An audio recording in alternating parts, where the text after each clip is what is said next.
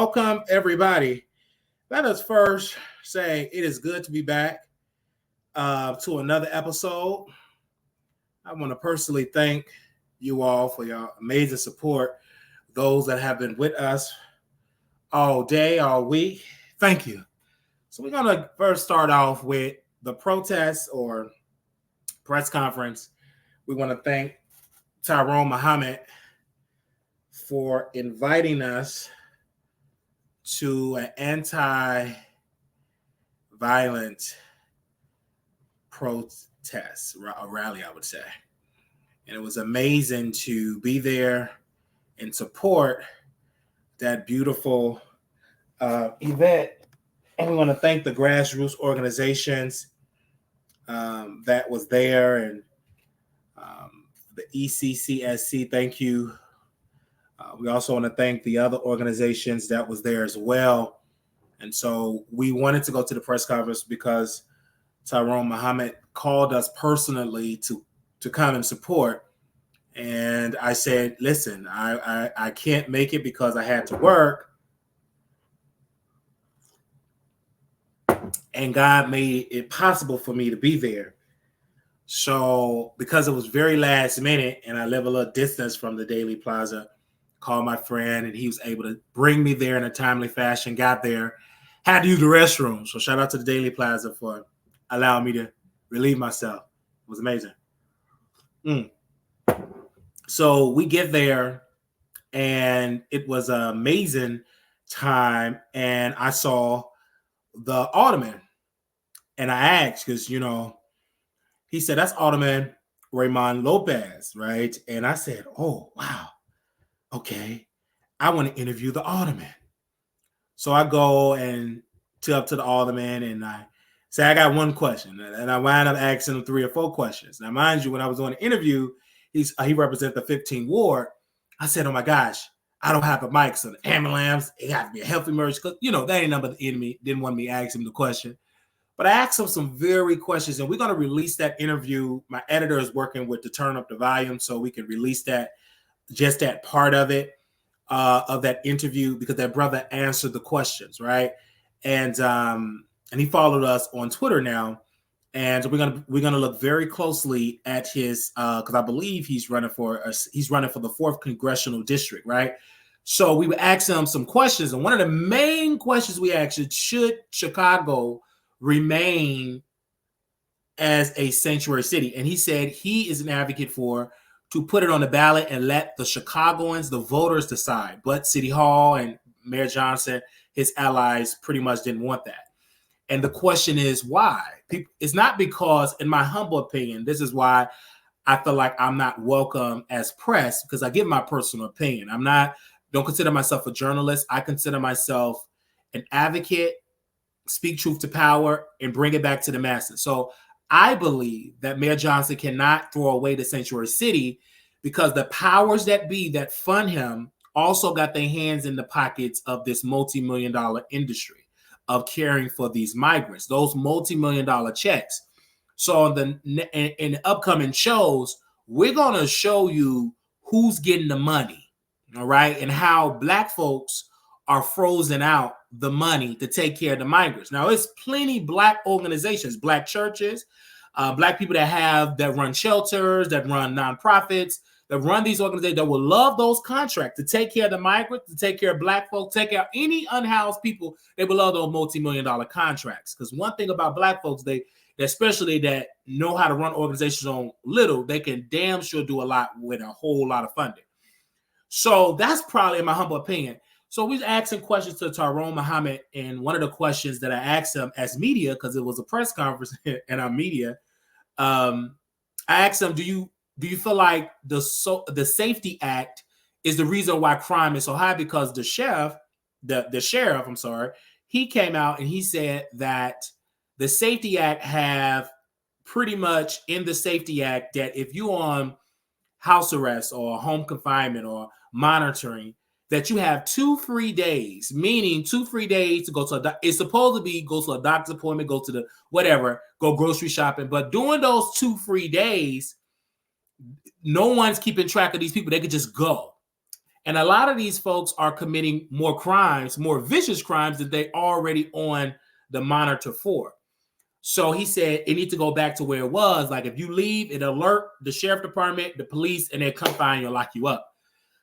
And I am going to bring an attorney on to talk back about the Safety Act. And I'm going to read the Safety Act again, because once I did read that part, I said it is a loophole in there. And unfortunately, these criminals are using that loophole for the people that, literally need to go to doctor's appointment, have 2 free days. They're using that and they're committing more crimes.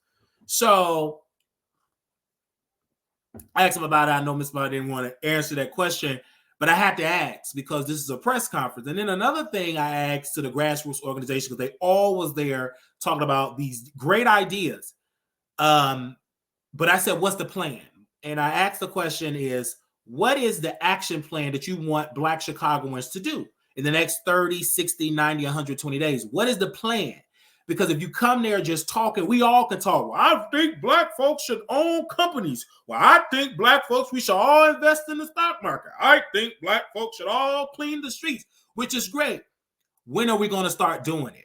Because we all know them great ideas. When are we going to start doing it? And so that's why, in my humble opinion with the grassroots organization, I like the idea that Tyrone Muhammad have by working together, and all the grassroots organization have to sit and strategize and come with a plan. You have to have a strategy. And this is something to be an effective grassroots organization, right?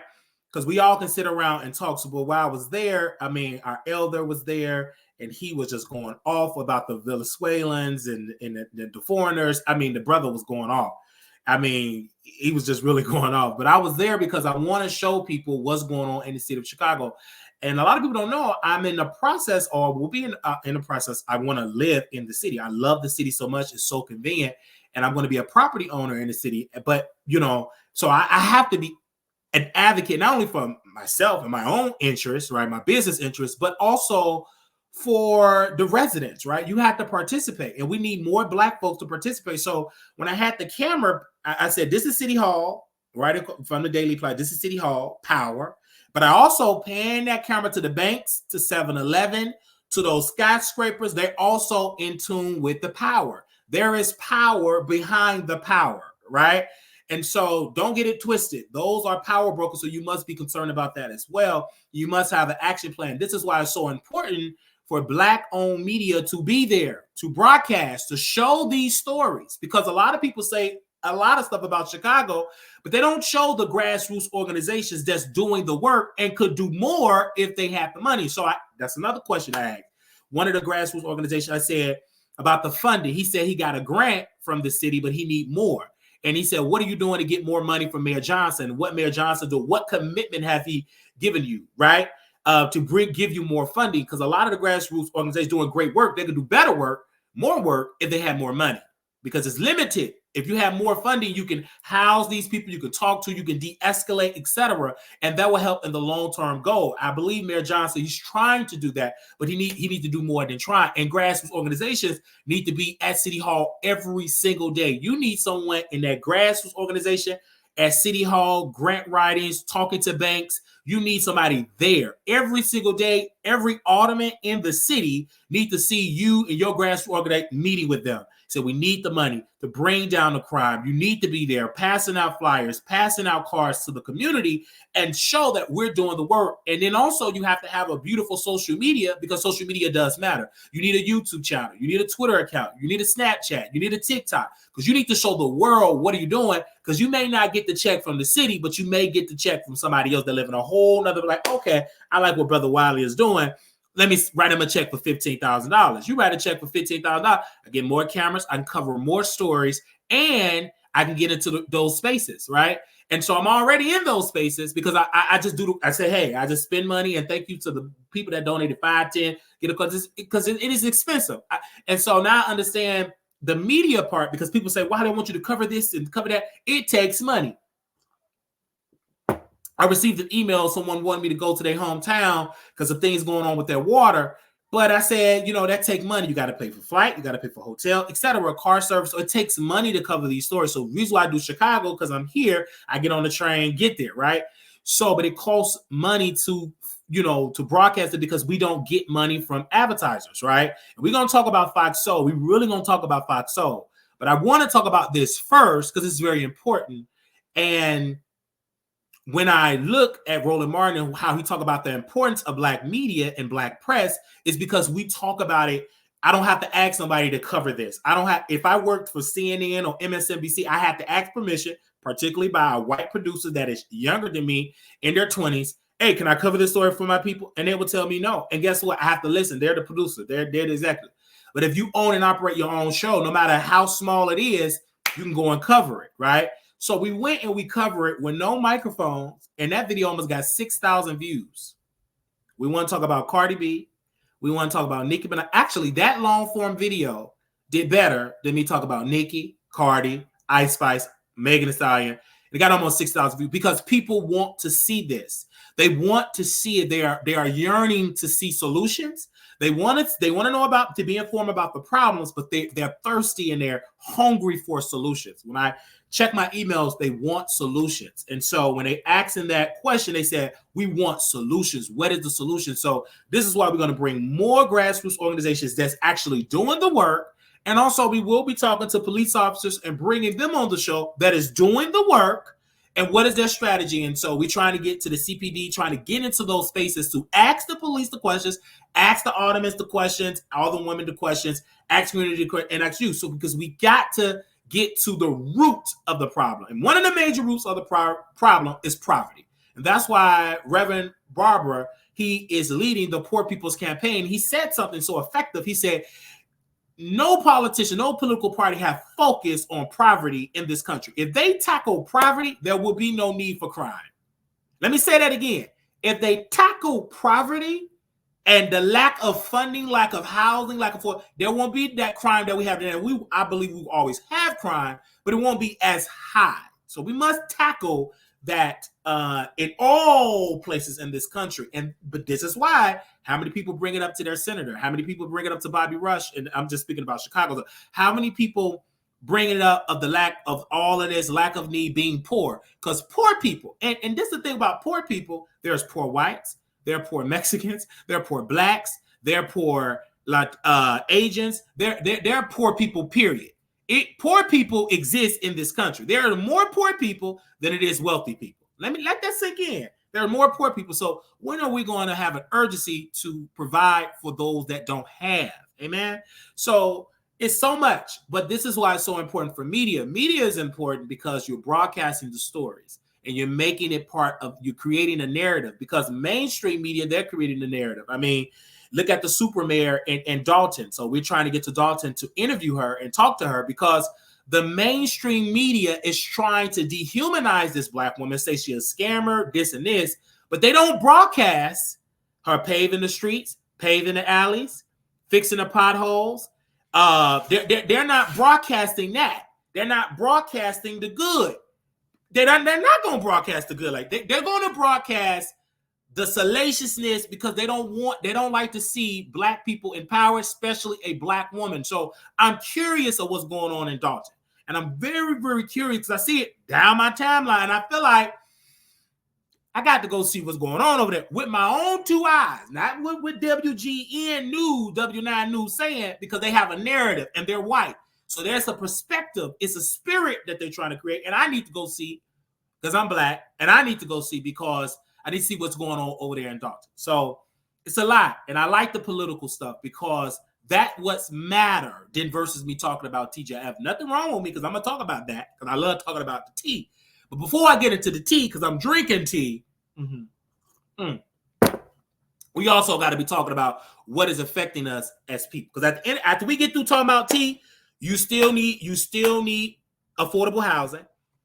You still need your lights paid. You still need your gas paid. You still need help with your car note. You still need help feeding your children, and actually, if we tackle those issues, you can enjoy and sip your tea even more. It's kind of hard to try to sip tea and you broke and poor. Then after you get through drinking the tea, you freezing because your heat is off. Come on now.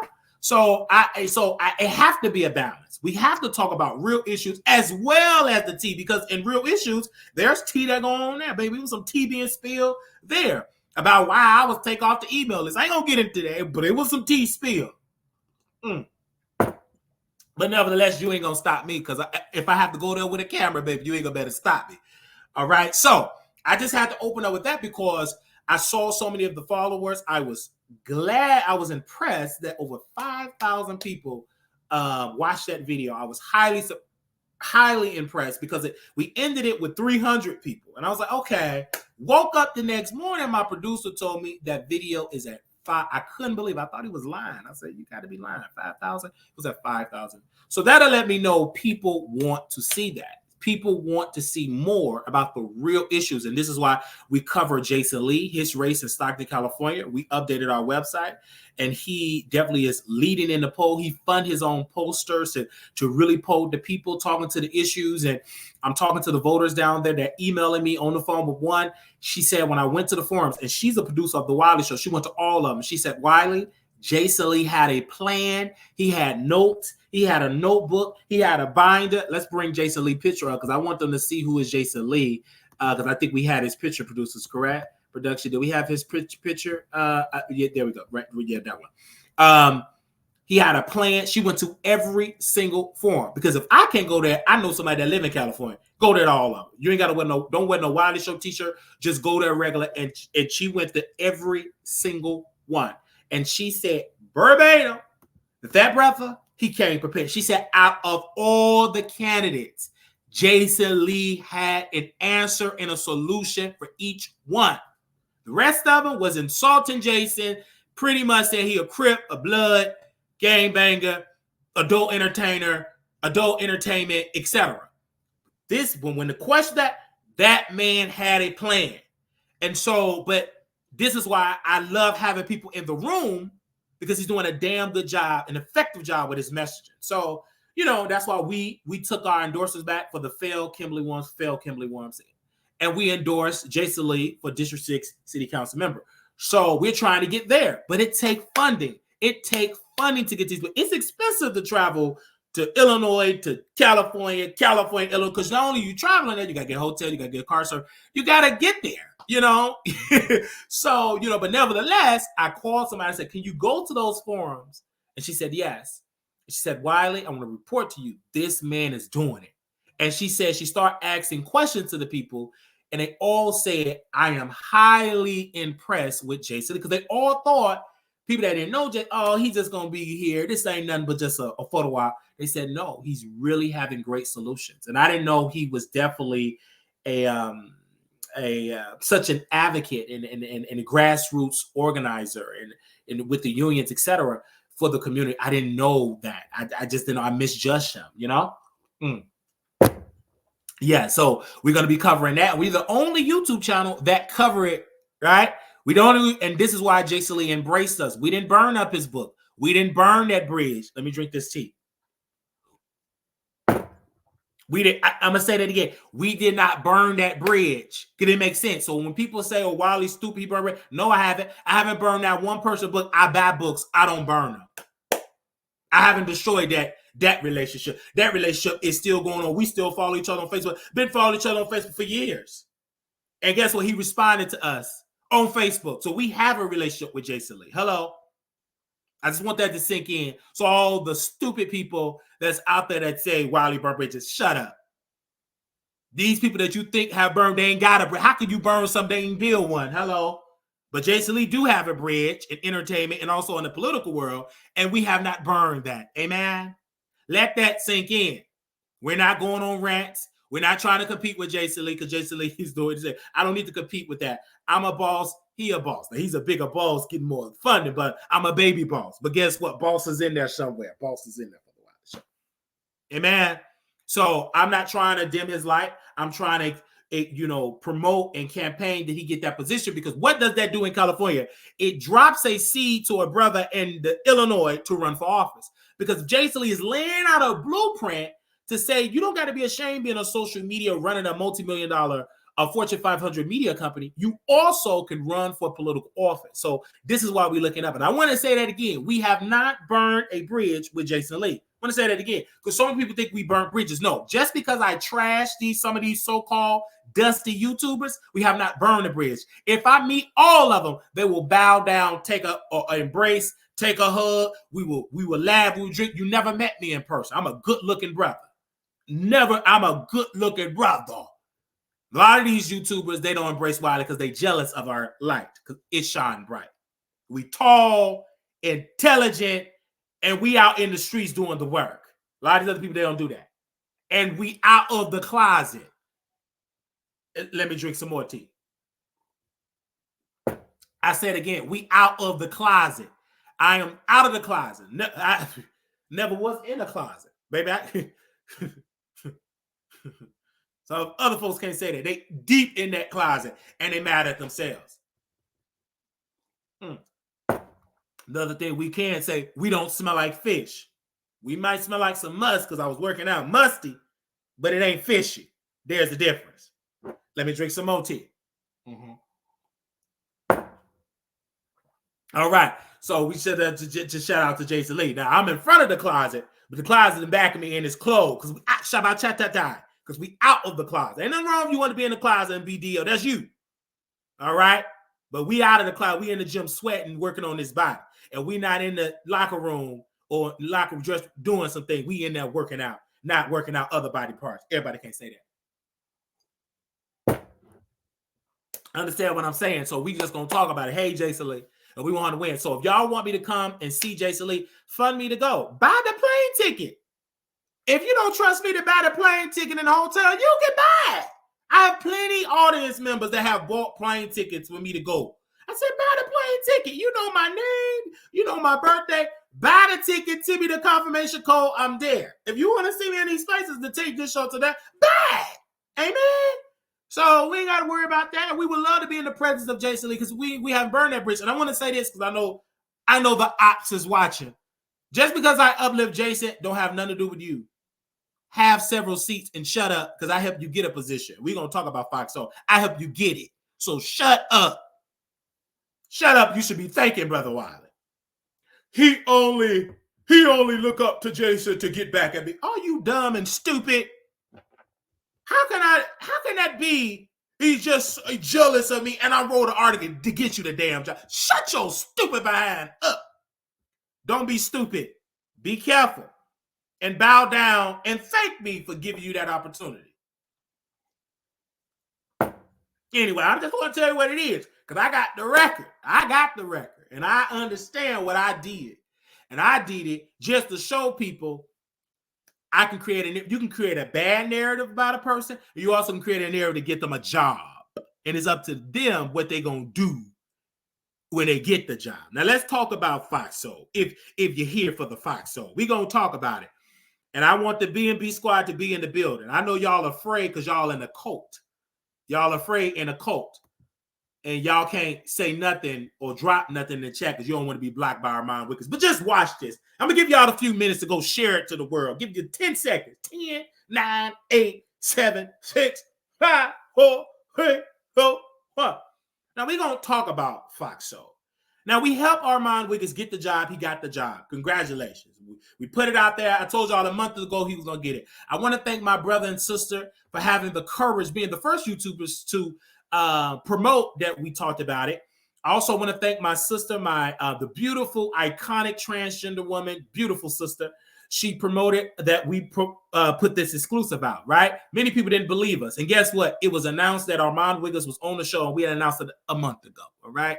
So it didn't take us to have a flat screen. It didn't take us to get in debt to remodel our office space. It didn't take us to have low budget. It did not take us to have low budget Ricky Lake chairs. All right. So let's talk about it. Monday, Tuesday, Wednesday, Thursday, Friday. Now, multiple days of this, it was a day that was technical difficulties. Claudia had technical difficulties, but I knew that this was going to end bad because number one, Claudia is the H woman INC. If that makes sense. Baby, she's the head woman in charge. And she's the lead in this. And you cannot challenge her because she's going to put you in a place. So when Armon Wiggins came, very strategic, Armon brought himself. He brought his personality. He shined his light. Rewrote an article and said, quote, Armon Wiggins' light shined brighter than Claudia, right? And she didn't like it because Claudia she reads everything. She reads the blog. She reads the comments. And so Armon Wiggins is dragging. Then he went and he dragged Candy. That was a nasty backstage moment with Candy and Claudia, because Claudia got a text from Candy saying, why you allow this man to drag us? Why these so-called LGBT always dragging black women? That was the conversation. So what happened? Claudia the next day, I want to see shout out to Wiley. She started giving us shout outs, reading our comment. Now, mind you, we have been commenting on Foxhole for months. Never got a comment read. It just so happened we get a comment read, and not only that, Wiley, the Wiley Show, Armon, your friend, quote, blah, blah, blah, blah, blah. Now, you know Armon Wiggins is not my friend anymore. We used to be friends. We're not friends anymore. You know this because Flame said I'm obsessed with her friend. So, but she said that to get under Armon Wiggins. Once I heard that, it confirmed and gave me confirmation that Claudia was kind of upset at Armon Wiggins. And she was so upset because Al was faithful to Armon Wiggins. Armon Wiggins is the type of guy that Al would sleep with. Okay? Because Armon got the money. He got the veneers. He could put him in an expensive hotel. They can sleep in. But he would just sleep with him. Probably if he could, if any other rich man don't pay him no mind, you know what I'm saying, he'd sleep with him. But let's talk about it. Because Al started to throw shots at Claudia. He tag teamed Claudia with Armon. He loved that Claudia was getting dragged because Al didn't agree on how Claudia treated Funky Dineva. And let me tell you something about gays. If you don't know black women, gays will always be faithful to the gay community. Gays will always feel like you don't like us, you're homophobic, etc. When you watch that show, if I have to summarize the show, it was straight women versus the gays. I saw it because Claudia was the only straight woman that was challenging to the gay idealism. One of the major key points of this show, they were talking about down low man. Now, anytime you're talking about down low man or bisexual man, you got a problem with black women. Just sit and listen. I knew Claudia's position would be, well, tell me the truth. Don't force that on me whether I want to do it or not. Armon and Al pretty much said, well, you know, it got to be a safe space and all that. And let me challenge these stupid people. Brother Al was very dumb. This man cheated on his wife, right? Armon Wiggins never been with a woman in day in his life. He told me personally, women make his stomach turn. I have been with 2 women in my life. Recently, just been with one on last year. I can count on my hands the women that I've been with. And let me tell you, I had a situation. I had an entanglement with a woman that I've known for a long time. And I knew that the dynamic was going to be different. Even though she eats yoni, or she have dealt with women, she didn't agree with me dealing with men. Now, mind you, the man that she have dealt with, knocked up with a baby, wanted her to delete the baby, you know, knocked her across the head, etc. But he's straight. But he will knock you across the head in a wheelchair, right? So let's talk about it. Let it sink in. So she sent a text, because I'm very honest who I am, who I sleep with, who I do. I'm very honest, because I don't want you to play this game. I had a friend that lived in Virginia, married a woman knowing he liked men, and literally dumped a woman because he didn't like her no more, couldn't get it up, and the woman was complaining about his secrets with men. He dumped her, married another woman, and finally got her pregnant to cover up the lie. Anyway, we'll talk more about that. But this woman that I was talking to, I said, hey, you know, she said, well, I don't want to deal with you, blah, blah, blah. Now, she always say that, all because of your lifestyle. We can't be friends. But guess who she going to keep calling? Because all the men that you deal with, he can cross your head, and I'll take your phone call because I'm still a good friend. You just in an effed up situation. You taking it out on me. No, the lifestyle that you should be focused on is stop dating men that knock you across your head and pump you up with babies. Be concerned with that lifestyle, all right? You can change another type of lifestyle who you hunt. Anyway, if you just got the discipline and the consistency. But I knew Claudia wasn't going to agree with that. I knew she wasn't good. I knew she didn't like what Al did to his wife, Star Jones. I know this. I'm not stupid. And Armon pretty much, it said, would you date a man if they be honest? And Claudia said something so great. She said, listen, if he's honest, then yes. I know it. Just be honest. You would get further being honest than hiding. I think the problem with down low men, bisexual men, they want to keep that a secret because they know that woman is going to say no. They know it. So I'm just keep it a secret. No, don't do that. Just tell her the truth, because why build up something that when she find out, it's a possibility it will be destroyed. It will end. So be honest. And so the women that now that come into my life, and all that type of stuff, they understand who I'm into, who I sleep with, what I'm into, that I'm bi. Being bi, that you like women and men. Just make it simple. You like women, you like men. So I'm going to tell you. And Claudia disagreed with Armon and Al. And Al and Claudia was bumping heads. Now, a major part of this show, they was bumping heads. Al pretty much, they were talking about allegations of L.A. Reid and Russell Simmons. And Al said, I don't believe of them as and somebody. I've been knowing them for over 20 years. Let me drink some tea. And Claudia was like, just because you've known them for 20 years, been at their house eating barbecue, don't mean that they ain't S.A. these people.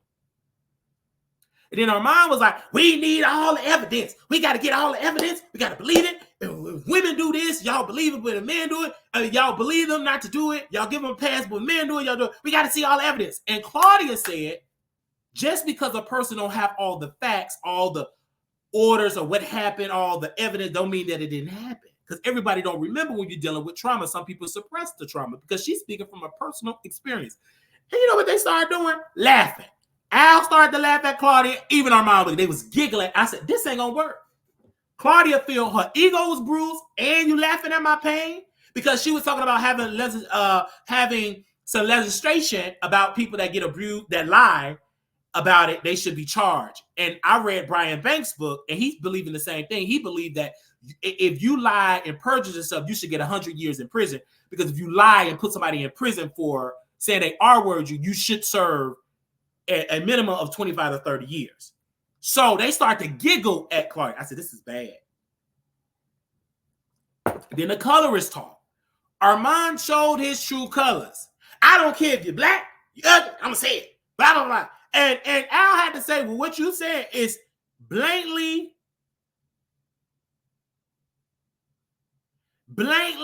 colorism. Armon didn't care. He's a blatant on colorist. He said all the time. He called, and this is why I should have been on that show. He called OG a monkey. So we already knew this man. Well, y'all didn't know he is a blatant colorist, and he ain't gonna make it far. He think he gonna make it far. He better stay in that Ricky Lane, that flash screen, because you ain't gonna be on mainstream now with them colorist ideas and cancellation. And he did it, and I knew then he put an axe in his career. And that's why I told the producer, I'm just looking, I'm getting emails, I'm just looking. He's just destroying it. He just showed his true colors. And he was trying to be himself, all that, and he's coming in as a colorist. He coming in anti-women, anti-dark women. He just came in with the idea and just said it. No, we don't know. He did all that with his dumb self. Then when Claudia challenged him and said, listen, y'all making me feel what I went through and laughing, that's not right. And then Armon, she embarrassed Armon, made Armon apologize, embarrass him, change his whole spirit of the show. Because he was talking all that mess, made Claudia feel bad, made her cry, and she challenged it, and he had to apologize. Then when they went to the next segment, Armon's whole attitude changed. She shut him down. She set him up, and he fell for the okie doke. You got to go in knowing the spirit of a woman. I wouldn't have did that because she the H-woman INC in charge. Funky Dineva and Claudia fell out. If you understand history, Funky Dineva said, I don't have a problem with Flame Monroe. Who I got a problem with is Claudia Jordan. Why you got a problem with Claudia? See, you understand? And then Funky Dineva was being messy. I think Armon Wiggins should get the position. You know why he picked Armon Wiggins outside of T.S. Madison? Outside of Flame, because Armon Wiggins was embarrassing Claudia. It wasn't because he was bringing in the viewership, because when we checked the data, Armon Wiggins got less than the Flame, Dusty, T.S. Madison and way less than fucking Anita. So it wasn't about the ratings. It was about that Armon Wiggins and Al had an ally to drag Claudia. Don't you be stupid. That's why he gave him a shout out. It wasn't because he did a damn good job. He brought in the ratings. No, he did a damn good job, if you want to call it that, by dragging Claudia. He embarrassed Claudia. Why do you think Claudia ain't gonna block Wiley? Because I'm going to take up for it, but I may drag her the next day. But this time, they did embarrass it. They cut her off. Because men have a tendency to dominate women. They come in with a dominant spirit. Yeah, they bottoms in the bedroom, but they showed up like two feminine tops by interrupting this black woman and didn't let her speak. She had to fight to speak, and she's the moderator. They overtalked her. They kikied and giggling and was gagging. And what did Claudia do? I said, the best thing she could do, play victim, get the women on your side, and it worked. Now, he got dragged because she played the victim. Because you already laughing at my trauma, so I'm going to play the victim. I'm going to pull a Wiley card when he played victim, when Flame was dragging him. Let me who the heart hit. And when she did that, I read the feed. They all dragging. Get him out of here. He don't like black women. Fire her. Bring Dusty back. They turned against him. And I was reading the comments. They said, Al should apologize. He wrong. He messy. Did he cheated on his wife? They was bringing it up. I'm reading the comments. And so is Claudia. I'm just sitting here reading. I'm looking at Armon. We can't blame Wiley. Wiley ain't up on there dragging black women. Not Wiley, because I ain't stupid. You got to know your audience. You got to know what platform you're, dummy. Now, I'm in the chat because they re-aired it, and I knew Armon was pissed. And I'm in the chat because I'm going to represent Wiley, whether it's one person. So Armon, he jumped in the chat in Fox Soul Chat when they played the replay. And he said, quote, I'm going to bring Armon with me everywhere go. I love this week. I'm going to read it how he wrote it. However, I will never dim my light or not be myself, or I will be doing a disservice to my core. What is his core? Dragging black women.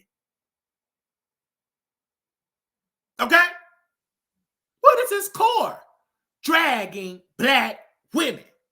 That is Armon Wiggins' core. Let's read another comment Armon Wiggins said in the chat. Well, we screenshot will be going on our website on www.wileythetroll.com in the morning. He said, he came back. I'm never dimming my light to make someone else feel comfortable. He was doing the dig at Claudia. See, Claudia, you see these comments? Now, when I didn't get the gig, because y'all said I was trolling in the comments, he is saying how he ain't gonna never dim his light to make you feel comfortable. He felt like you was a crybaby. See, Claudia, you deserve it because you backdoored me by getting Armon and you thought you had your big one. You didn't get the viewership. You left that crying, left that hurt. I would have never done that. Even though you dragged me about my eye and giggled, you're going to reap what you sow. That happened after Flame Monroe. I knew I was going to get my victory. You sat there and you cried. I didn't cry when Flame Monroe talked about my eye and accused me doing Ozempic. Didn't care. Who cares? I talked about for a click of the view. You held on to that. You didn't like it. But where was my sympathy? Where was my Kleenex when I was getting dragged? And when you giggled, you sat there and laughed when Flame Monroe dragged me, and you was laughing. And didn't bring me on the live to defend myself. And you see how them gay men did? They double teamed you. Now, where is the flame? Hello? Where is the he, she, we? Where is the fan? Where's the flame? Why did she run to your rescue when those cavemen were dragging you, black woman? Where were they at? Where was Flame? Where was the burning bush? Where was the red wig? She was there when she was dragging Wiley. She was there when she said all Wiley do is tell lies. Didn't she say I don't qualify to be on Fox, so all I do is tell salacious lies? But then you bring Armon Wiggins coming in and deny being a colorist, and he yet is a colorist. Talk back to me in this chat. You brought a man that literally destroyed the spirit of a black woman to get back at Wiley, all because he looked straight in the camera. But his heart is dark when it comes to black women. Where you at, Claudia? Now, anytime when Claudia gave us a shout out, because it was a shout out, baby, you shout our name and said the Wiley Show, you shout us out. Whether you want to believe it or not, it was a shout out. Take it as you leave it. You said my name publicly, baby, it's a shout out. You said it with a shout with authority. And let's go back. I'm gonna go down here. We talking about it today. This is why I had to rest. I couldn't do it yesterday because I was sleeping, but I'm fully awake.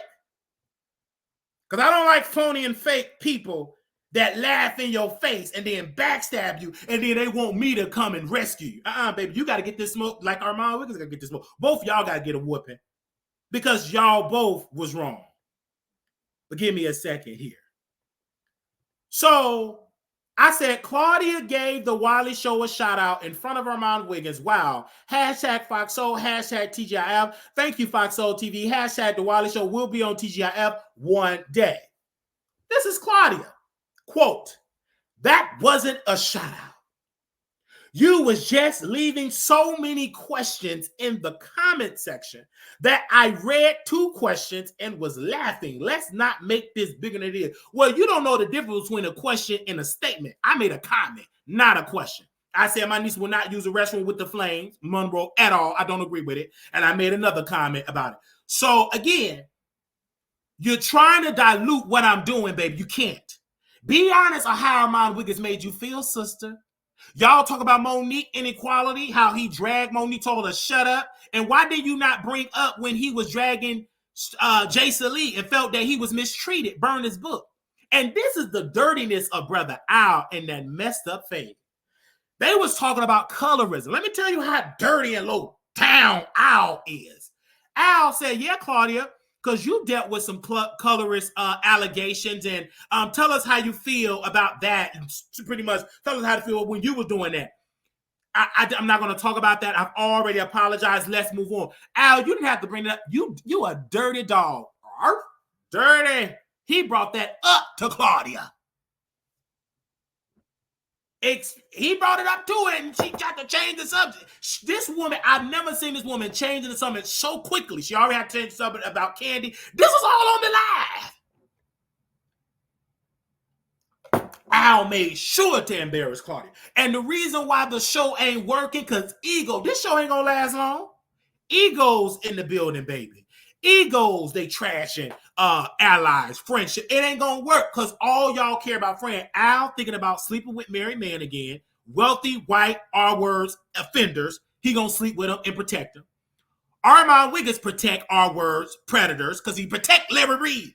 This is why I will never shut up and stop talking about these people because they wicked. How dare you say you stand up for people? You don't stand up. You didn't stand up to Larry Reed. You didn't even believe Larry. And Lamontre said, sit your black behind. I don't give a damn because you on a fast. Shut up about that fast. You come out better being a drunk. You still just as evil sober like you're evil when you're slicking in that stinking liquor.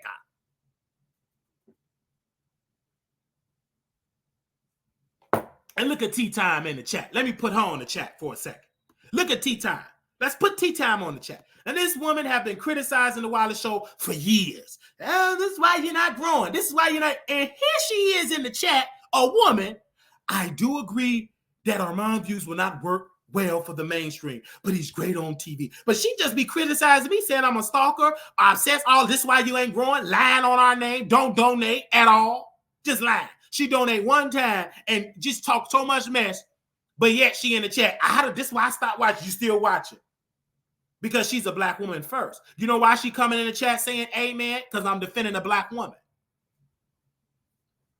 Black women gonna stick together too. Just like 2 black gay men gonna stick together. Talk back to me in the chat.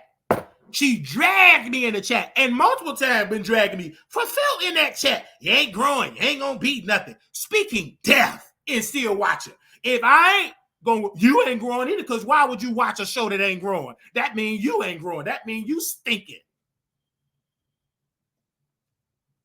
But yet you coming, now you want to come in the live feed. But you were just dogging me all in the chat, talking about me like a dog. And won't even donate. I respect you if you put a check on it. They're dogging me out in the chat. And these people, they be just dogging me out. Come in the chat, all that fake love. Even moderators I had to get rid of. I had to get rid of one. She dogging me in the chat and got surprised that she got removed. How dare you in that wig trash me on another platform in the chat and think that you're not going to be removed. Don't take my kindness for weakness, honey. I am a man and I will have and express my authority when it comes to my bed. You will be removed. You can keep them emails because I ain't reading it. Keep it. Go over there with the Deborahs of the world and dog me in the amen corner. But guess what? You can't go to no other chat because they ain't going to put the name and say my name. I could tell you another channel, but they got to put my name in the chat, in the title, and they ain't going to give me that clout.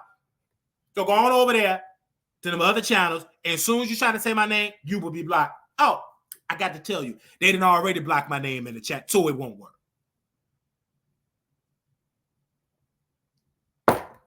You think I'm not in the chat, honey? I'm right there watching you live, and y'all be shocked. Oh, he caught me. It's your real name. You think I ain't watching you on the... This is what...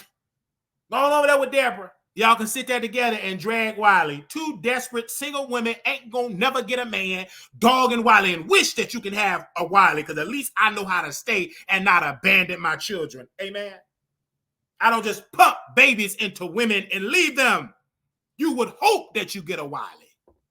Because you ain't got no good straight man. Wait, where he at? Yeah, he's straight. He moves straight up out there into somebody else's yoni and ain't paying that child support. And that's why you got to work 15 jobs. But he's straight, right?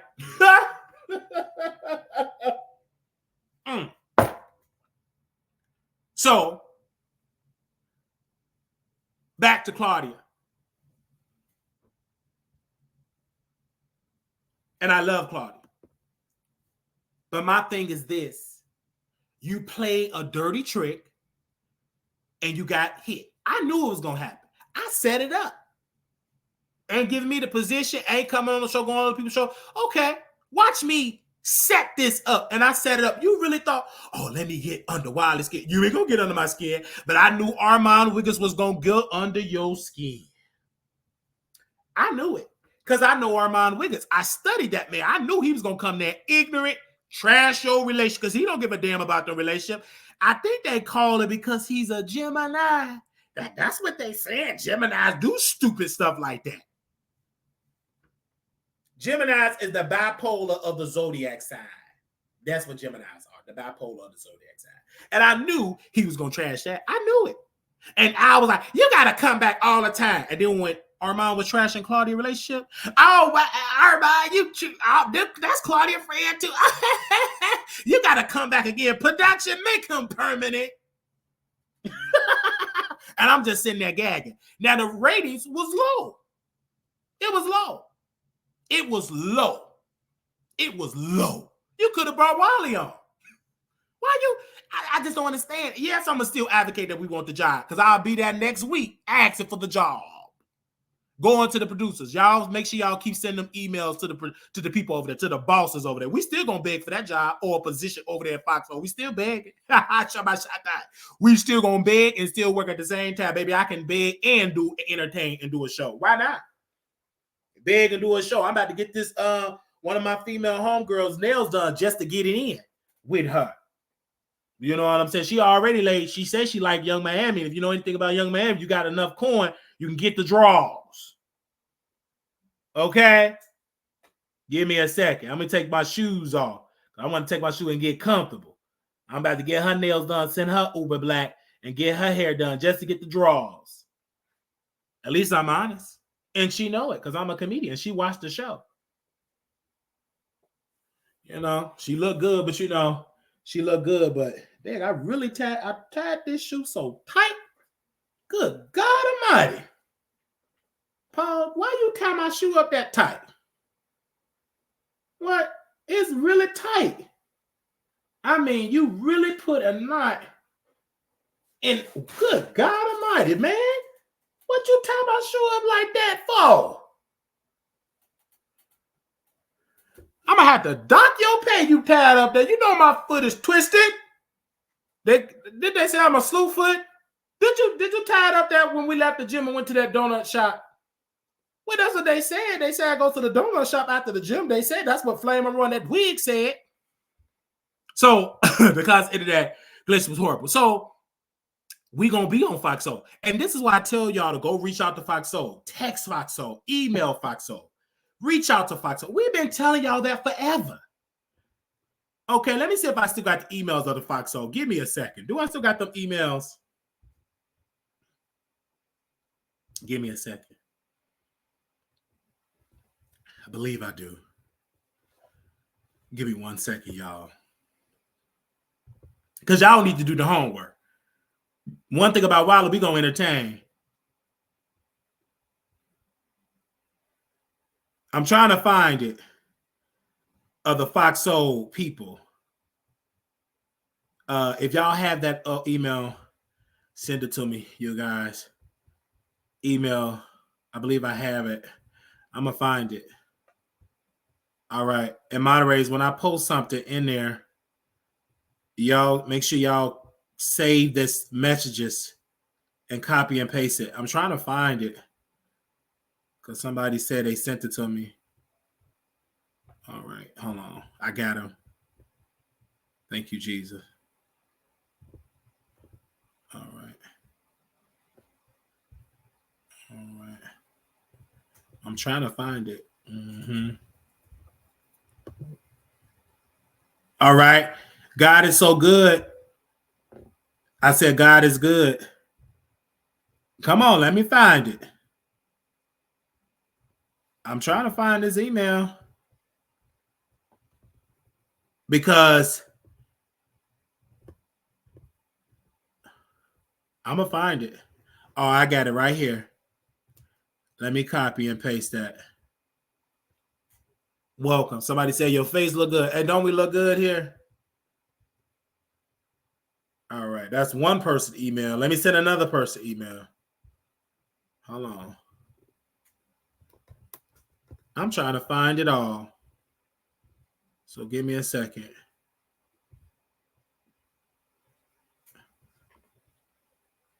Don't worry. I'm going to type it. Because I need y'all to email the people.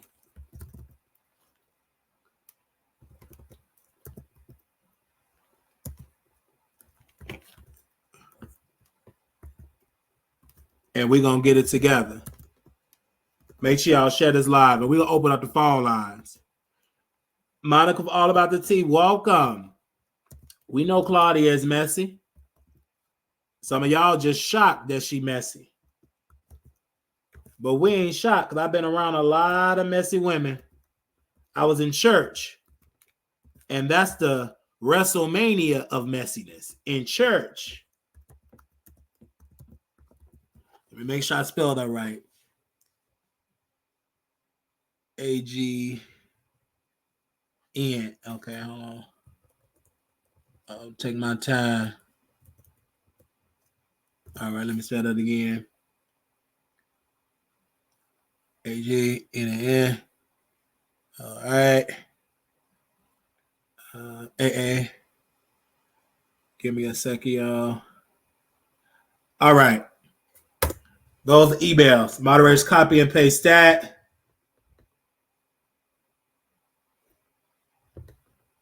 Those are emails. All right. Oh, wait. I didn't put that for Facebook. Hold on, y'all. All right. Y'all should be able to see that. Okay. We didn't send emails.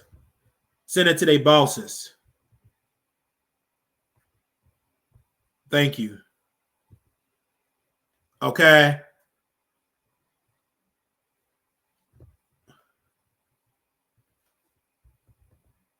Send it to their bosses. Thank you. Now, I want to say this in closing.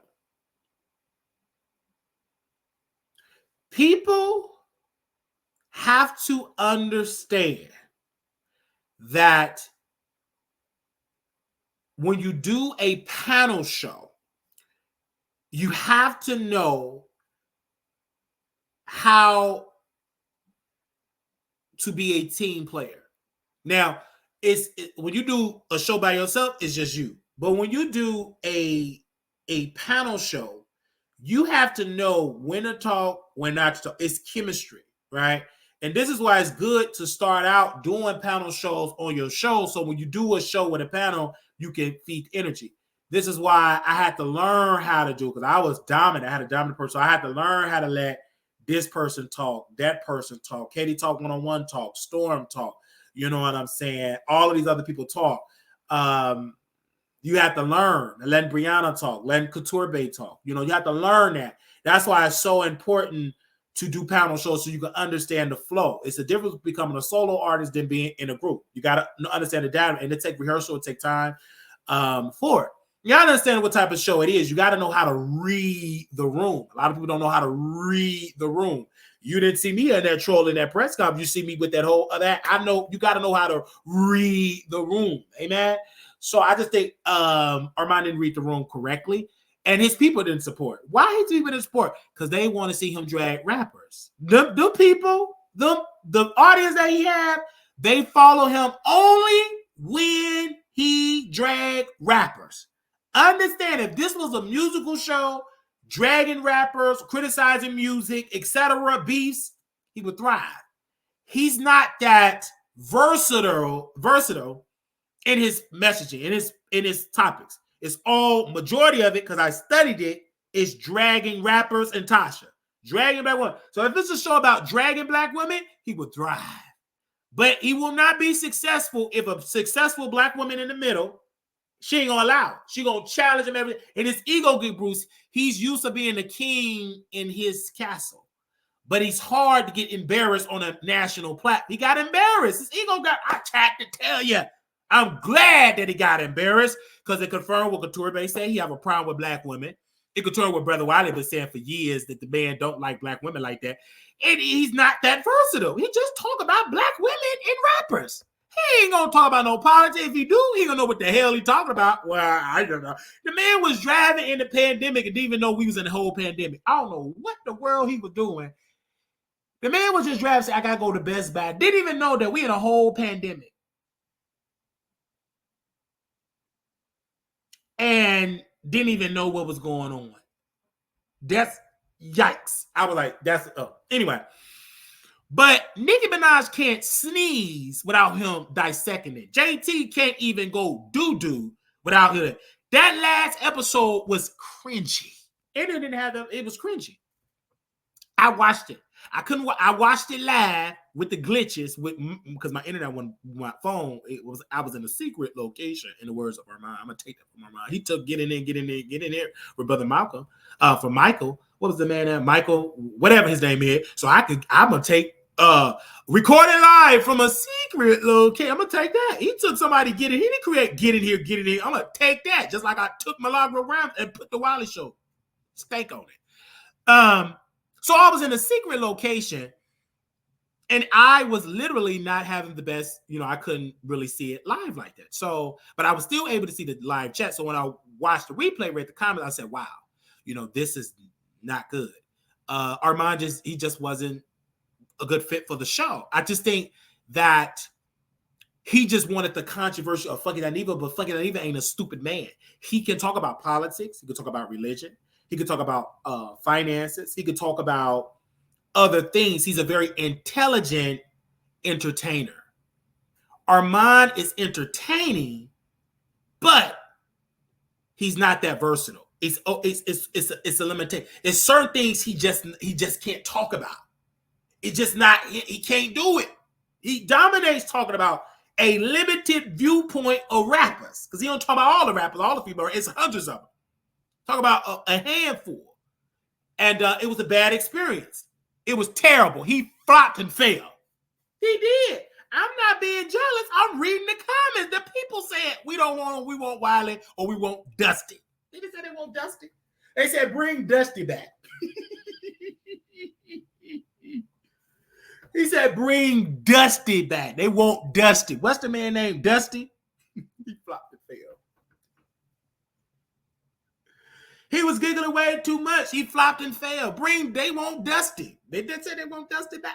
What the man name is? Dusty? Dusty. They said bring Dusty back. They said, is it Dusty? What's the man name? Is it Dusty? He look good too. Oh, Dustin. Okay. I thought the man name was Dusty. Oh, they say he not Dusty. I think they said Armon Wiggins is Dusty. Okay. Dustin. Okay, Dustin. Okay. Anyway, I'm here to tell you I'm ignorant. But nevertheless, I watched each episode and it was a train wreck for Armon. It was a train wreck. I knew Armon was going to talk. I got the receipts, baby. I got the receipts of him trashing, disagreeing with Claudia. Professionally, he didn't really drag her like he really would. But it was a gag. It was terrible. It was really terrible. Now he get the position or not, it was terrible. He didn't get the viewership. You know what I'm saying? It wasn't fucking not even numbers. Fucking not even only. Like, I'm gonna broadcast this. He only said it because he was dragging Claudia in my closing remarks. So we're gonna open up the phone lines and let you all call in, but bear with us until we get the phone lines open.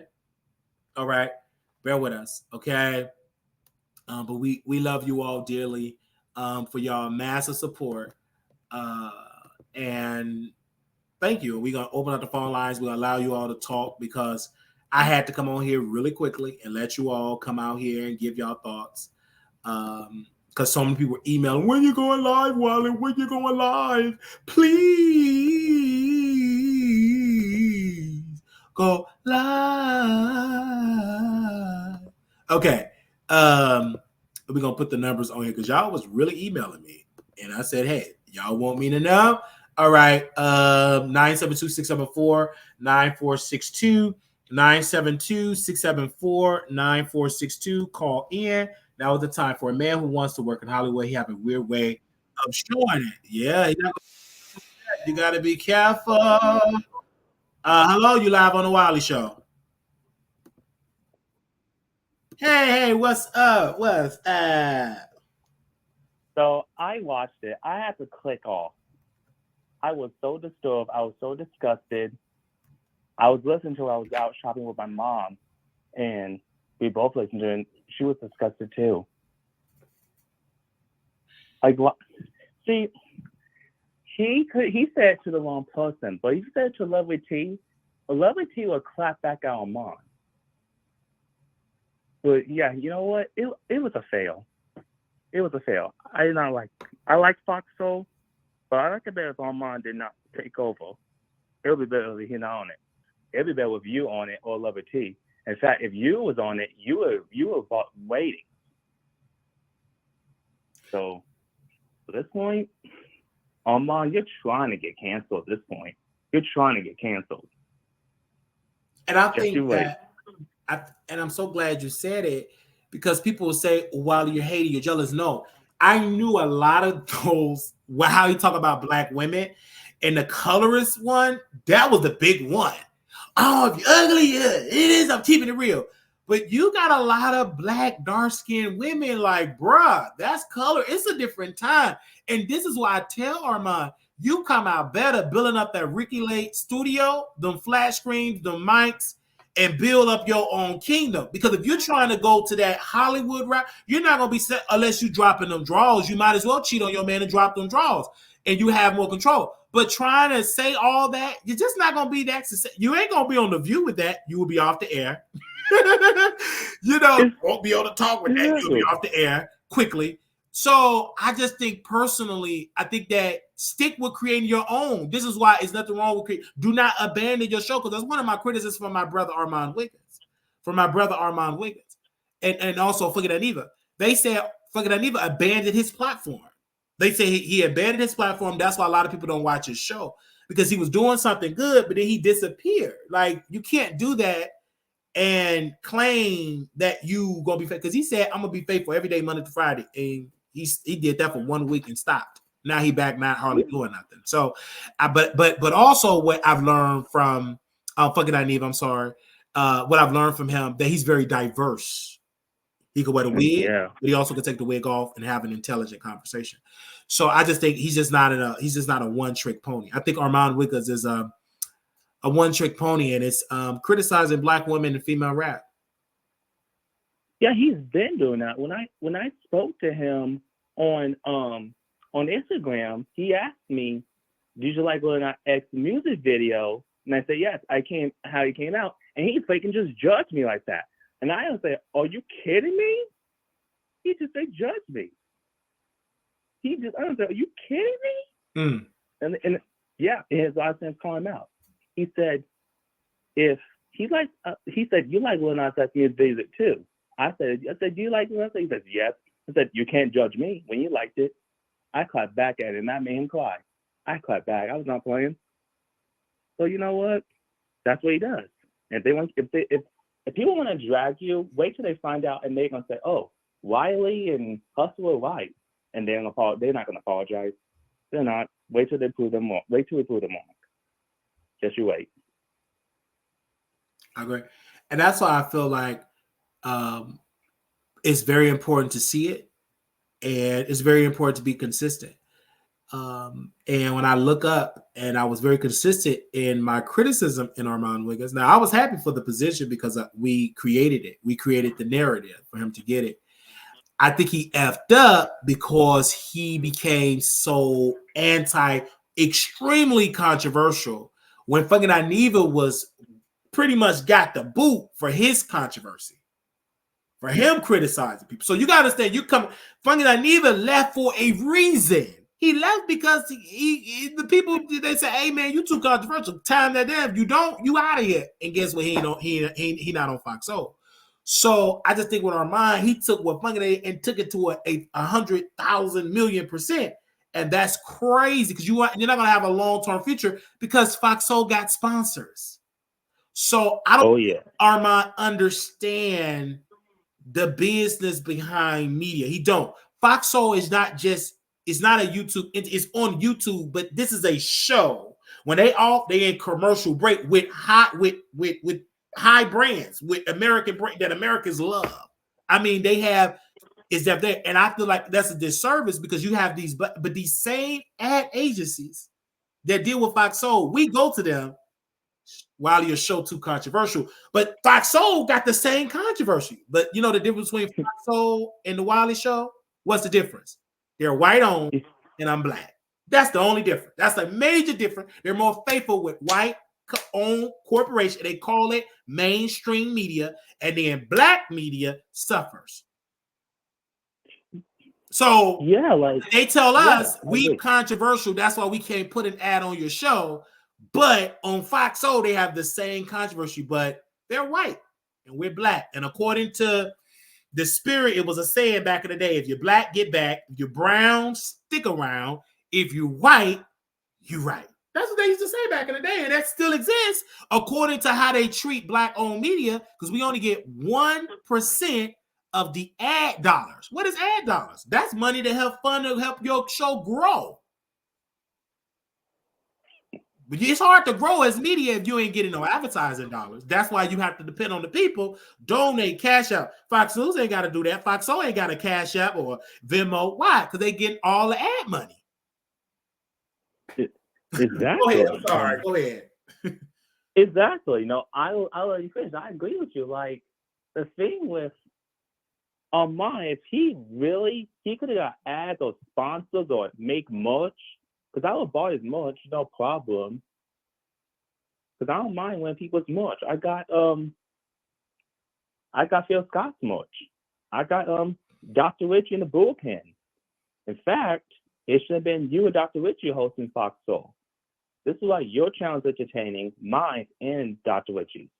Yeah. But Armon, your channel's not entertaining no more. It's not better than Indisputable because they speak on very good topics. I need to talk to Dr. Richie so you could be on his in his panel because he said he's looking for more people. He has mentioned it. He needs more people. So you really need to reach him out. Definitely send me a DM and an email so I can get in contact. Yeah, most definitely. Yeah, I need to. He has the email like Indisputable. Yeah, just send it to me. Thank you, brother. I'll text you it. But you need to reach him out. He would love to have you in the bullpen. Oh, thank you. His topics are real. Well, thank you. I'm looking forward to it. I love that. I would love that. It would be an honor. Thank you, sir, for calling in. Happy Super Bowl Sunday. Happy Super Bowl Sunday. I know you're gonna be booed up watching the Super Bowl, correct? Yep, I bought some snacks already. Oh, you bought the sex. Who are you gonna represent? The Chiefs. You know who you. Well, my dad, he bet both teams. So what he decided to do, if the 49ers win, he gets money. If the Chiefs win, he gets way more money. But I asked my fans, and they all said Kansas City Chiefs. So I got the Chiefs. I got the Chiefs. All right. Well, we thank you so very much. You know who I got? Usher. That's who I want to have. I got he's gonna bring out? You know he's gonna bring out? I hope some antibiotics, but who is he gonna bring out? He's gonna bring out Ludacris, Little John, and Alicia Keys. Oh my gosh. I can't wait to see those beautiful people. I got my antibiotics ready. He mentioned Young Jeezy. He mentioned Young Jeezy's gonna join him, but I hope he does. Oh. He mentioned DJ Khaled. Good. So DJ Khaled comes out, that'd be good. That's some good looking man there. Woo! I'm gonna be ready. That's some good chocolate. Oh, Me too. Him gonna be sweating. He gonna take his shirt off. Somebody who way to make it good. I'm just kidding. I mean, listen to all the lyrics, but baby, I don't care. I'm just gonna sit there with my juice, and I'm gonna just watch them sweat on stage. I'm gonna watch it too. So that's why I had to get my hair retwisted, and I haven't. So we're gonna make some wings, chili. So we got everything. So we're making wings and some dip. He makes homemade dip. My dad. If you want the recipe for the homemade dip, I can send it to you. I'll tell you what you need to get. Oh, please send me the recipe. I would love to have some dip and some air fried chicken. Please send me the recipe. Okay, I love that. Do you have sour cream? Do you have sour cream? I can buy some sour cream. I can go to the store and buy some. So you get sour cream and you get the Here Value. Oh, you gonna give me the recipe now, or are you gonna email it to me? I'm giving it to you now when we're on phone. So you get the sour cream. Okay, hold on 1 second. Hold on 1 second. Let me give me my phone so I can. Let me get my pen here. Give me 1 second. Okay. Okay. Give me 1 second. Okay. I want to make sure I get my notes because I want to make sure I get that recipe because it's very important because I would love to get some dip. Okay, go right ahead. Now, so what's the recipe? It's homemade dip, so you need sour cream. Okay, sour cream. And Here Value Ranch seasoning packet. Okay. And that's it. Okay. What was the thing? The seasoning pack. What was the thing before the seasoning packet? Sour cream. Okay. That's basically it. That's basically what my dad puts in it. Okay, that's what your dad put in it. Okay. Those are the two things. Okay. All right. I'll send you the picture of how he makes it. Okay. You're gonna see it. Okay. Yeah, I'll send you the picture of what we're cooking and stuff. Okay. Please do send me the picture. Yeah, we're gonna be busy cooking more than we cooked the chili. We just cooked the chili today. Oh, y'all cooked the chili. Oh, so chili is really good the next day. I love me some chili. Yep. Okay. Thank you so very much for that. No problem. I'm gonna tell my producer and to get the ingredients so we can have some sour cream and some chili on tomorrow while I watch me some Usher. And I'm gonna watch the Super Bowl commercials. That's the one thing I came here for. Yeah, I gotta watch the commercial. Yes. Oh, I saw the commercial. DJ Khaled sent me the commercial he was in. It's the Gatorade commercial. It actually has a slogan on the water bottle. That says, "We the best." I'm getting that water bottle. Very interesting. Thank you so very much for that. I'm gonna be looking forward to seeing the commercials as well. No problem. Bye, sir. Bye. Bye.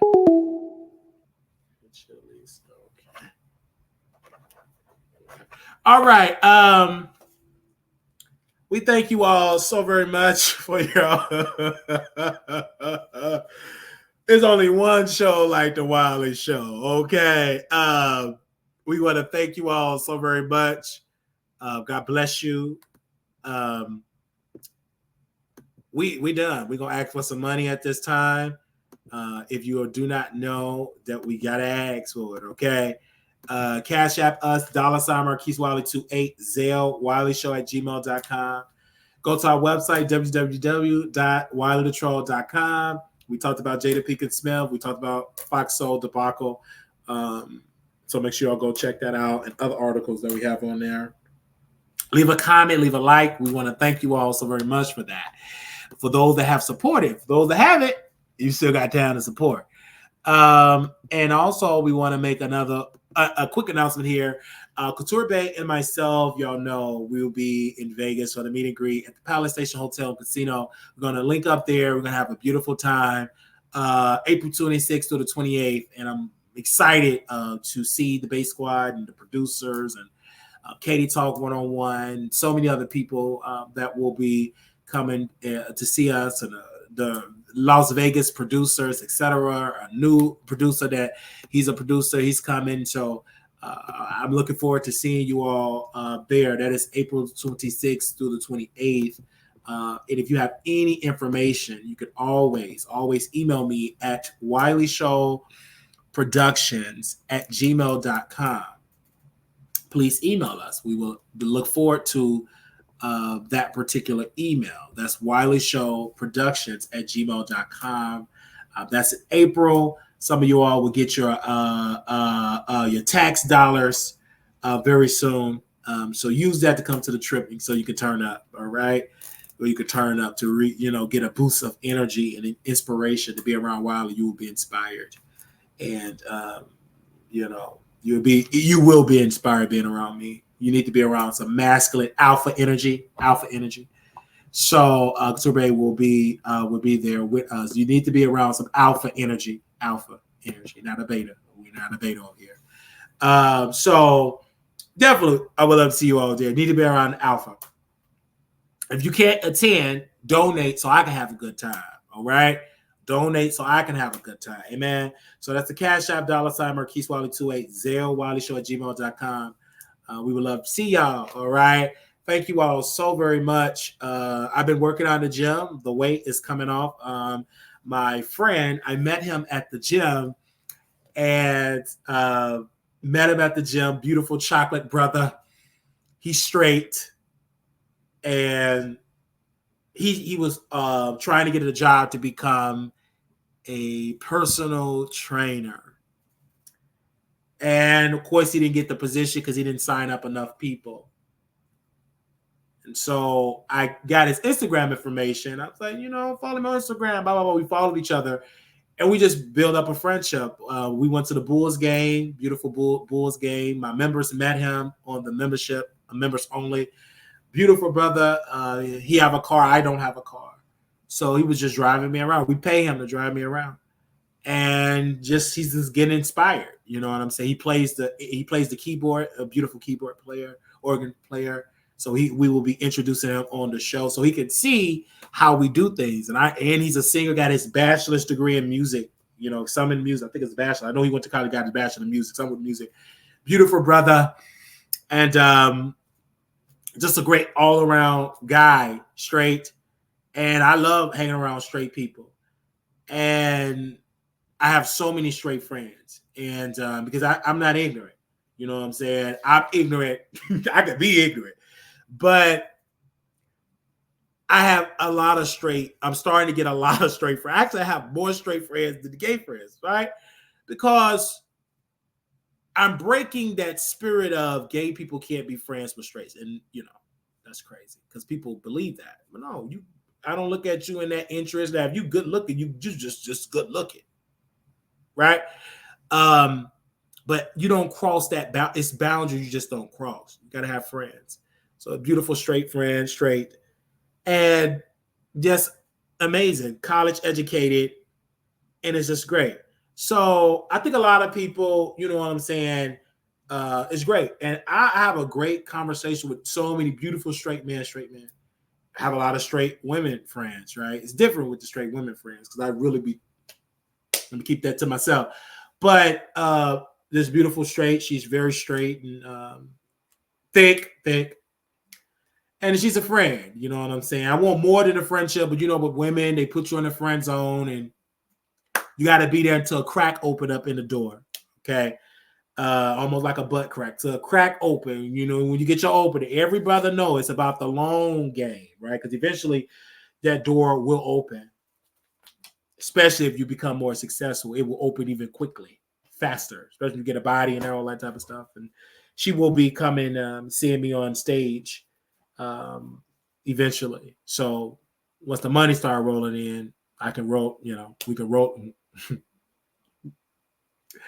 I don't understand women. Women want money.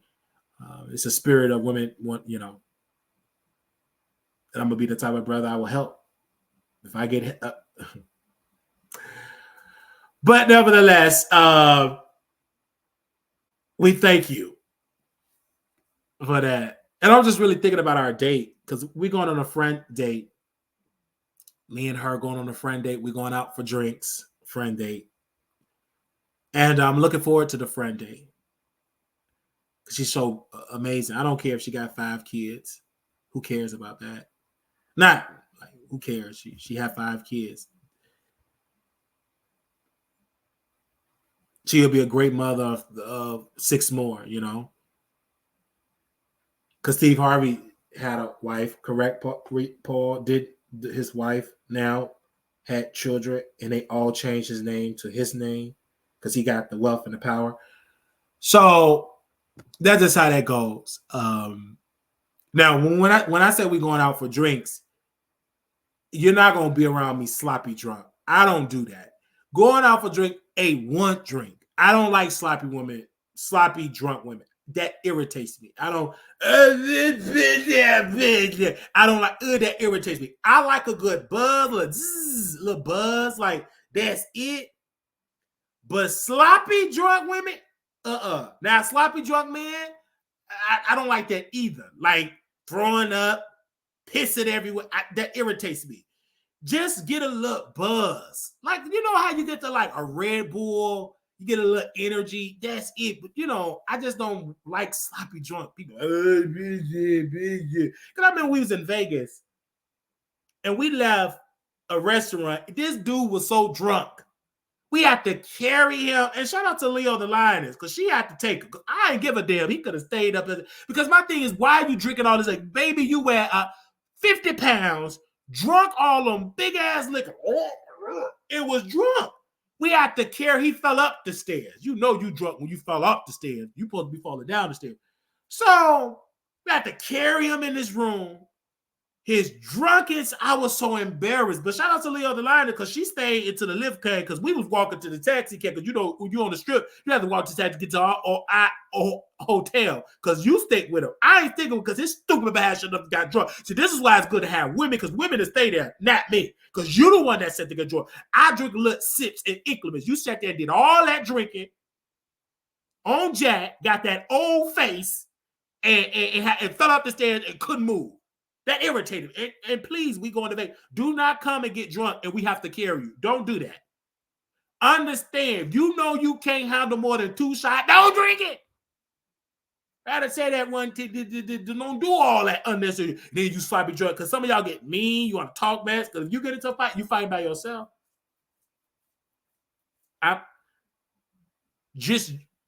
If you can't handle, don't drink. Know your limit.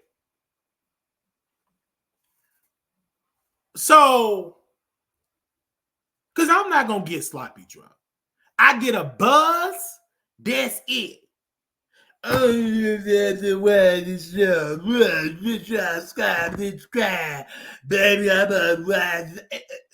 What? Nah, bruh. So you got to understand your limit. And please bring your money. You know what I'm saying? All right. So, but yeah, I don't know how I got on that subject. It was something, but yeah, about female being something. So no, like, we go off full of drinks, food. Really, it's a restaurant, right? Then they have drinks there or whatever. We have a good time. You know what I'm saying? We haven't seen each other in a long time. It's cool, whatever the case would be. I haven't seen her in a long time. We grew up together in the church, etc.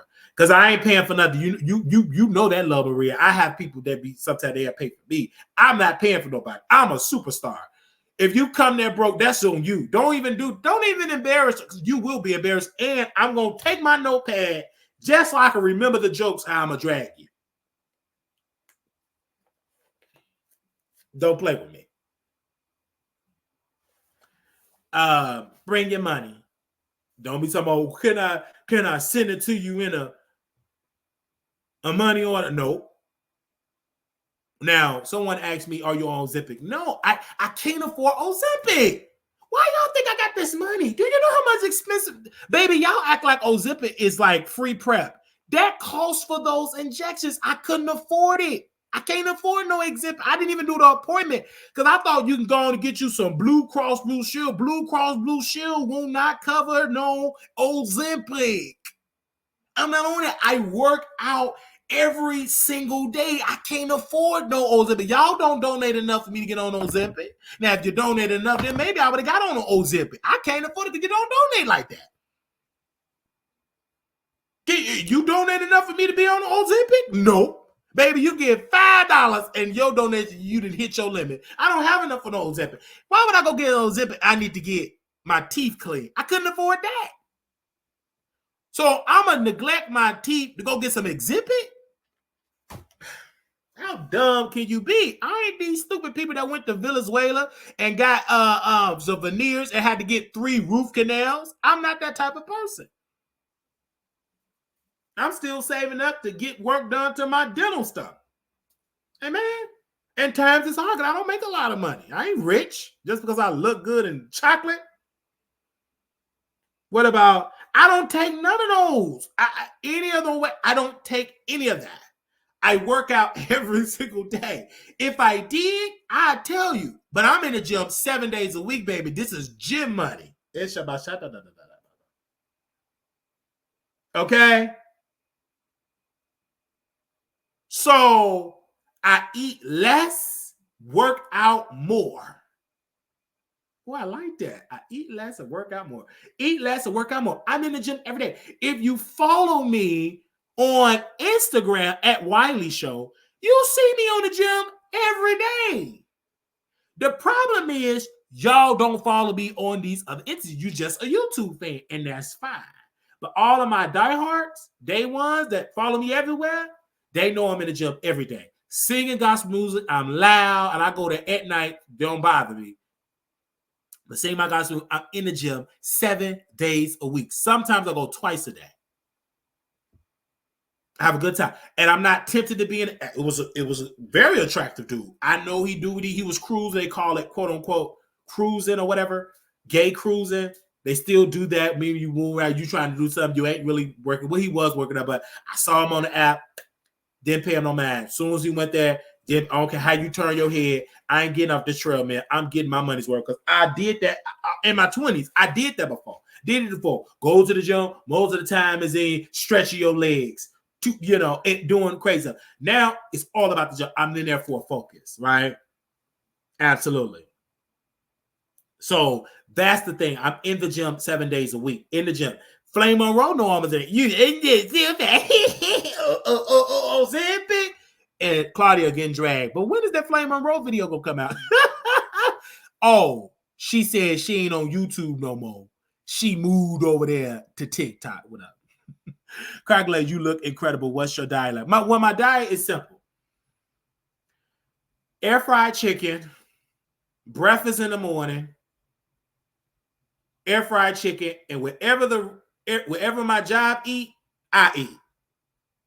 Wherever they eat, I eat. And air fried chicken at night. If I'm thirsty, because I like something sweet, 0 sugar Gatorade, if I like something sweet. Or ice cold water, period. I keep it simple. Sometimes I put broccoli, sometimes carrots, whatever they eat at my job, I eat. And at home, air fried chicken. Not too crazy. And it worked for me. I can't speak for you. I'm not a nutrition. Go to the nutritionologist. I'm not a nutritionologist. Go to them. Go to a plant-based person because that ain't me. I'm just doing what I do. And it's working for it's work for me. Because if you get in there and get consumed with so much information, you get lost. Just do what you can do and do it in increments. Do it piece by piece. Go 10 minutes, 20 minutes, then the next day 30 minutes. Before you know it, it becomes a lifestyle. See, having a lifestyle is not always bad because we talk, oh, this is your, no, you can change your lifestyle. Just change it. You can change your lifestyle. Just like if you dealing with dudes, if you stop humping dudes, eventually you ain't gonna hump the dudes no more. It's about whatever your discipline. There is no thing to force you to do anything in this world. You have in this, unless you mentally competent, you have free will. So whatever you do with your free will, you do as you choose. You have free will. There is nothing, unless you're dementia, autism, like you have some where you need direction, like your free will, you know. But everybody have free will. So having my free will, I decided to hit the gym every day. And for me, it had been the best benefit of my mental health. It wasn't the medicine. Now, when I was on the medicine, I gained weight. And I was on it heavy. I swelled up. And the thing about them, for me, I can't speak for you. This is a personal Wiley thing. Went there, got the medicine. I was drained, uninterested. Me and Monica was on the air. It was Monica, Buffy, and somebody else on the air that we were talking about the Real Housewives of Potomac. I'm on the plan of sleep, falling out because I was tired because that medicine had me droopy. And then people said, well, change it. We changed it. Still sleepy and tired. So I said, let me check something because I don't want to do this all my life. Sorry. So I just started working out. Walking, working out. Depression, very non-existent, very low. Anxiety, zero, non-existent, very low. Thoughts, zero, non-existent. Voices, zero, non-existent. I found something that worked. For me, this is an individual thing, not for thing you do whatever your doctor tell you to do. But for me, I decided I did not want to do that. Taking meds every single day, having me sleepy, drowsy, and uninterested in doing work. And I did not want to depend upon the marijuana because that made me uninterested, drowsy, sleepy, and hungry and eating bad stuff. So I stopped doing that. So now I wake up and my sleeping pattern have gotten better. I come home from work, take a shower, go to sleep. Okay? Go to the gym because I take a nap. This never was the Wiley Show taking naps. It was hard for me to sleep. I would be up for days. I could not sleep without taking it. If I didn't take that medicine, there will be no sleeping. I'm going to be up because my mind was just it's like traffic, like fast, like a race in your mind. Racing thoughts, they call it. So I needed something to calm me, to shut me down because I'd be up, pacing up all day. So with the gym, sweating, working, sweating, and then doing the show, I sleep for 8 hours. I take a nap, sleep for 8 hours. Sleep before the gym. My coworker said, you sleep before the gym, ain't no way I would have. But that's your body. My body, I'm up. Sleep before the gym, get up. Or my niece is going to wake me up with their noise, and they do it on schedule. And got up, get it up, go to the gym. I'm in the gym. It used to be an hour. Now it's two. Like today, it was like 2.5 hours. That's why I was late doing the show because I was live on Instagram and I was in my gospel. Because when I listen to gospel music, it make me think and do more. Because Jesus is working out with Shabbat Shatta. Baby, God is with me. Jesus is with me. So it encouraged me to go for that oil on the records. Ooh, just saying the oil make my neck tingle. The oil on the records is giving me the fuel to keep going. And when you think about something, another anointing record would come on and you would do it another hour. So some people they listen to R&B. And sometimes I do listen to R&B because after I got through listening to my gospel, how I closed out my workout session, for the love of money, I started listening for the love of money. Then I was listening to OJ's, and one thing about Spotify, then it had me listening to, what was the other song after the For Love of Money? What was the other song that I was listening to? Used to Be My Girl. And this is why I understand. I'm sorry, I thought about closing, but we're here talking. This is why people love the old school records, because in that song, oh, good loving, the girls got plenty good loving. Ask me how I know, and I'll tell you so. She used to be my girl. I respect her. When she was mine, I used to neglect her. Oh, she wanted more than I could give her, but as long as I live, she'll be my girl. She used that be my girl. She used to be my girl. She had a charming personality. That girl was so right for me. She was my girl. If I had the chance, Lord knows, I'll take her back. As a matter of fact, right away, like today, you know that's a good girl. Not only good looking, the girl was so smart. You can't beat her cooking. Now these new group of girls, they don't really going to cook. Oh, she asked me how I know, and I'll tell you so. She used to be my girl. Oh, deep down inside, I still love her. I place no one above her. She's warm and sensitive. For as long as I live, she'll be my girl. And if I had the chance, I'll take her back. Lord knows, as a matter of fact, right away, like today. Oh, brother, when I read the lyrics, and I shout out to Spotify, whoever created this, great. When I started looking at the lyrics and hearing it, I was in that sauna having a whole concert. I was having a whole concert to myself, like a concert to myself, and it was good because I have a good time with me, you know, and I appreciate that. And so back to my friend, my straight friend, he said, "Man, since the last time I saw you, you really losing weight." Now we saw each other. When did we go to the Bulls game? I believe we went to the Bulls game maybe 2 months ago. We went to the Bulls game. Moderators, when did I go to the Bulls game? About 2 months ago. Went to the Bulls game, and he said, "Ooh, you got even smaller." I said, "Good, because I'm in the gym, brother, every single day." Every single day I'm in the gym. And I watch people on Instagram that's into fitness. I like attractive, good-looking, in-shape men because that encouraged me to keep going. And many people say, "No, baby, it's discipline, gym, every day. The Stairmaster, the treadmill, and lifting weights. It's not Ozempic. If you think so, you think it, baby. You think it. But I don't have the money for the Ozempic. I'm sorry. But everybody's going to say, I'm not on it. If I was on it, I would tell you. I'm not on it. I'm sorry, y'all. I'm in the gym every day. Do y'all check out my profile on Instagram every single day?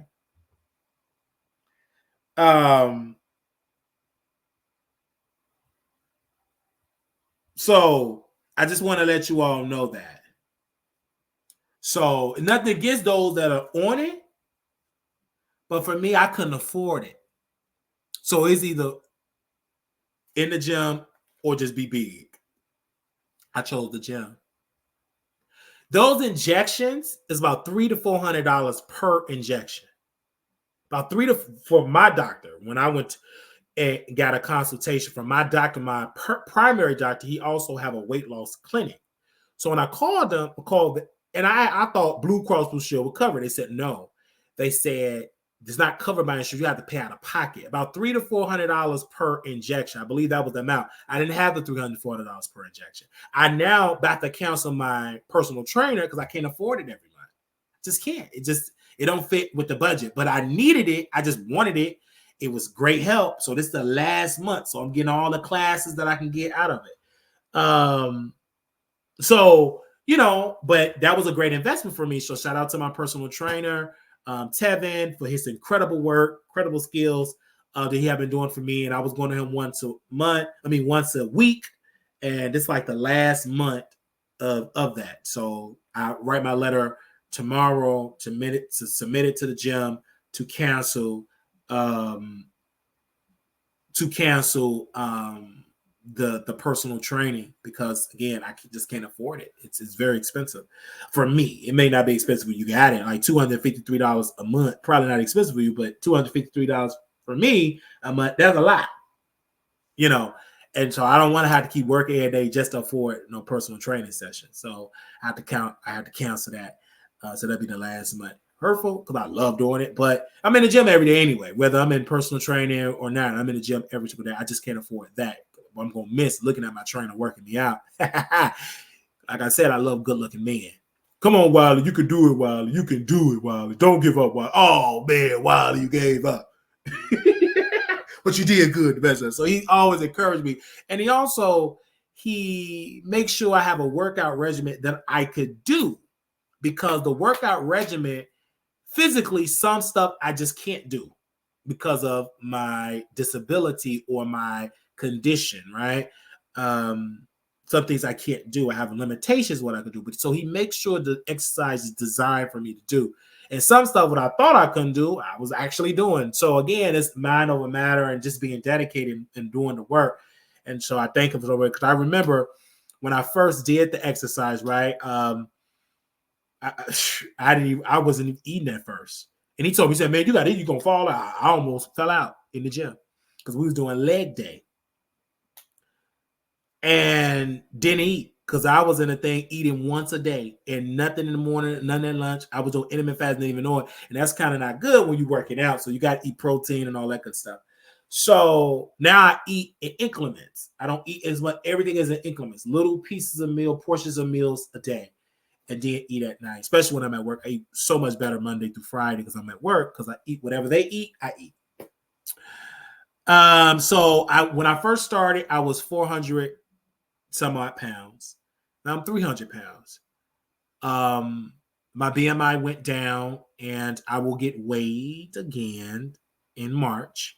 Because I get weighed once a month. I don't do every week. I don't do that. I just go to the doctor. So I will be back at the doctor in March to get weighed.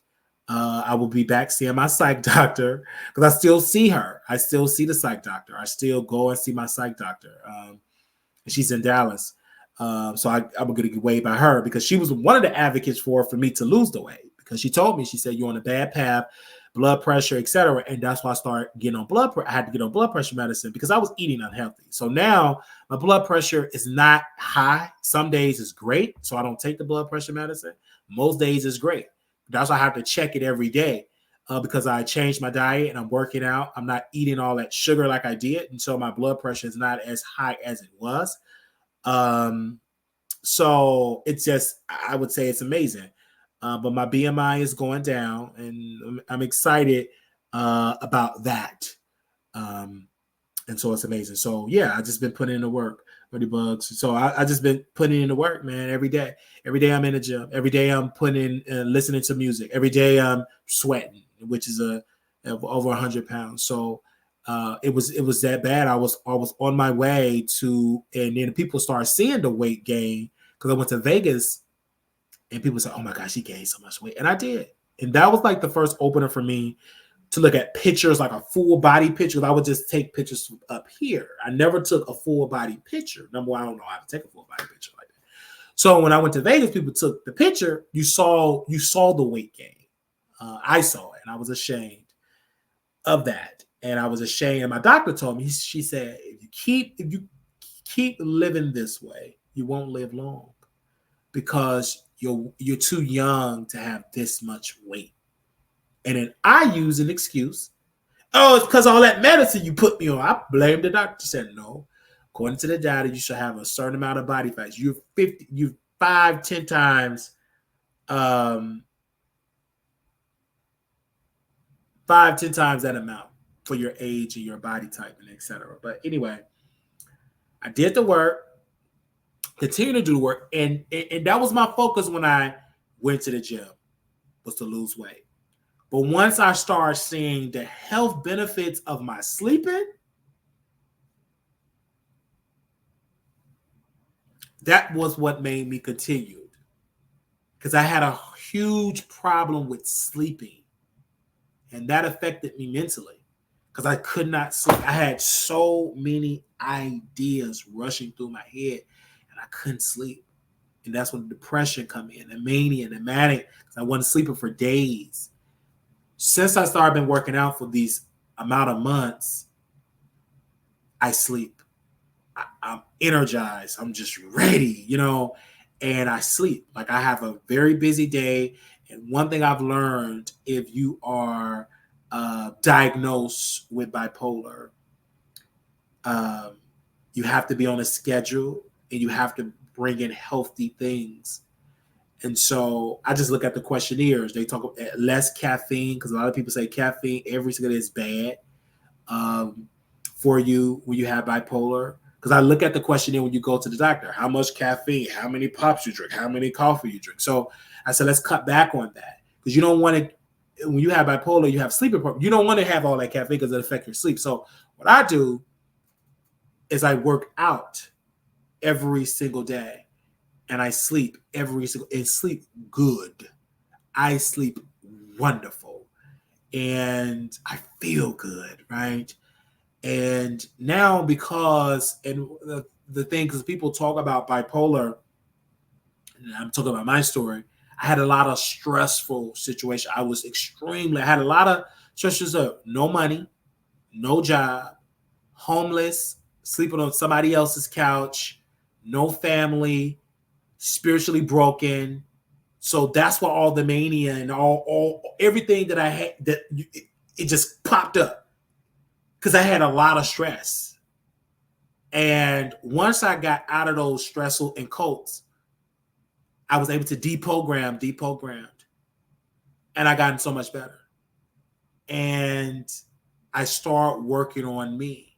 Got back into reading, got back into listening to podcasts, got back to watching my pastor, getting that good spiritual food, spiritual.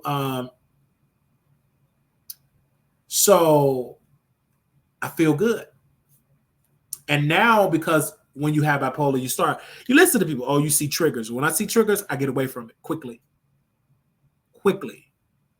And this is why, we made, and I pray a lot too. When I'm in the gym, I'm praying, thank you, Jesus, thank you, Jesus. Because people think prayer, you got to get on your knees. Just say, thank you, Jesus. Help, Lord. That's the prayer. That's the prayer right there. And that's every day. And I just pray. And so that's why in the spirit it said, 30 days into that. And that's why I have to eventually leave family, because I will come, but they are very stressful. And they bring a lot of that energy. And it's not good energy. It's a lot of toxic energy. So we're only here for one more month and we're done. We will still visit because these are still family.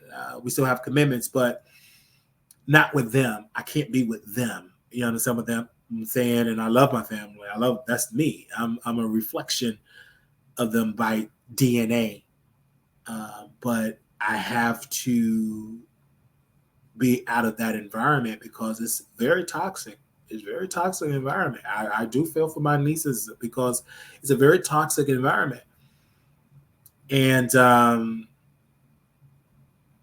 so they're verse. And so when Monique was talking about how she had to leave family, I understand, because I have to leave family and continue to leave them and not be around them and be around and love them from a distance. There is a reason. Many people made me feel guilty about that. Oh, you have family. You don't go see your family. That's a shame. You don't go see your mom. But I understand. Now I can tell people, I said, no, I have to love her from a distance, because if I'm around her, I see how she's drowning in her sorrows, drowning in liquor, drowning in her health. She just had another health crisis.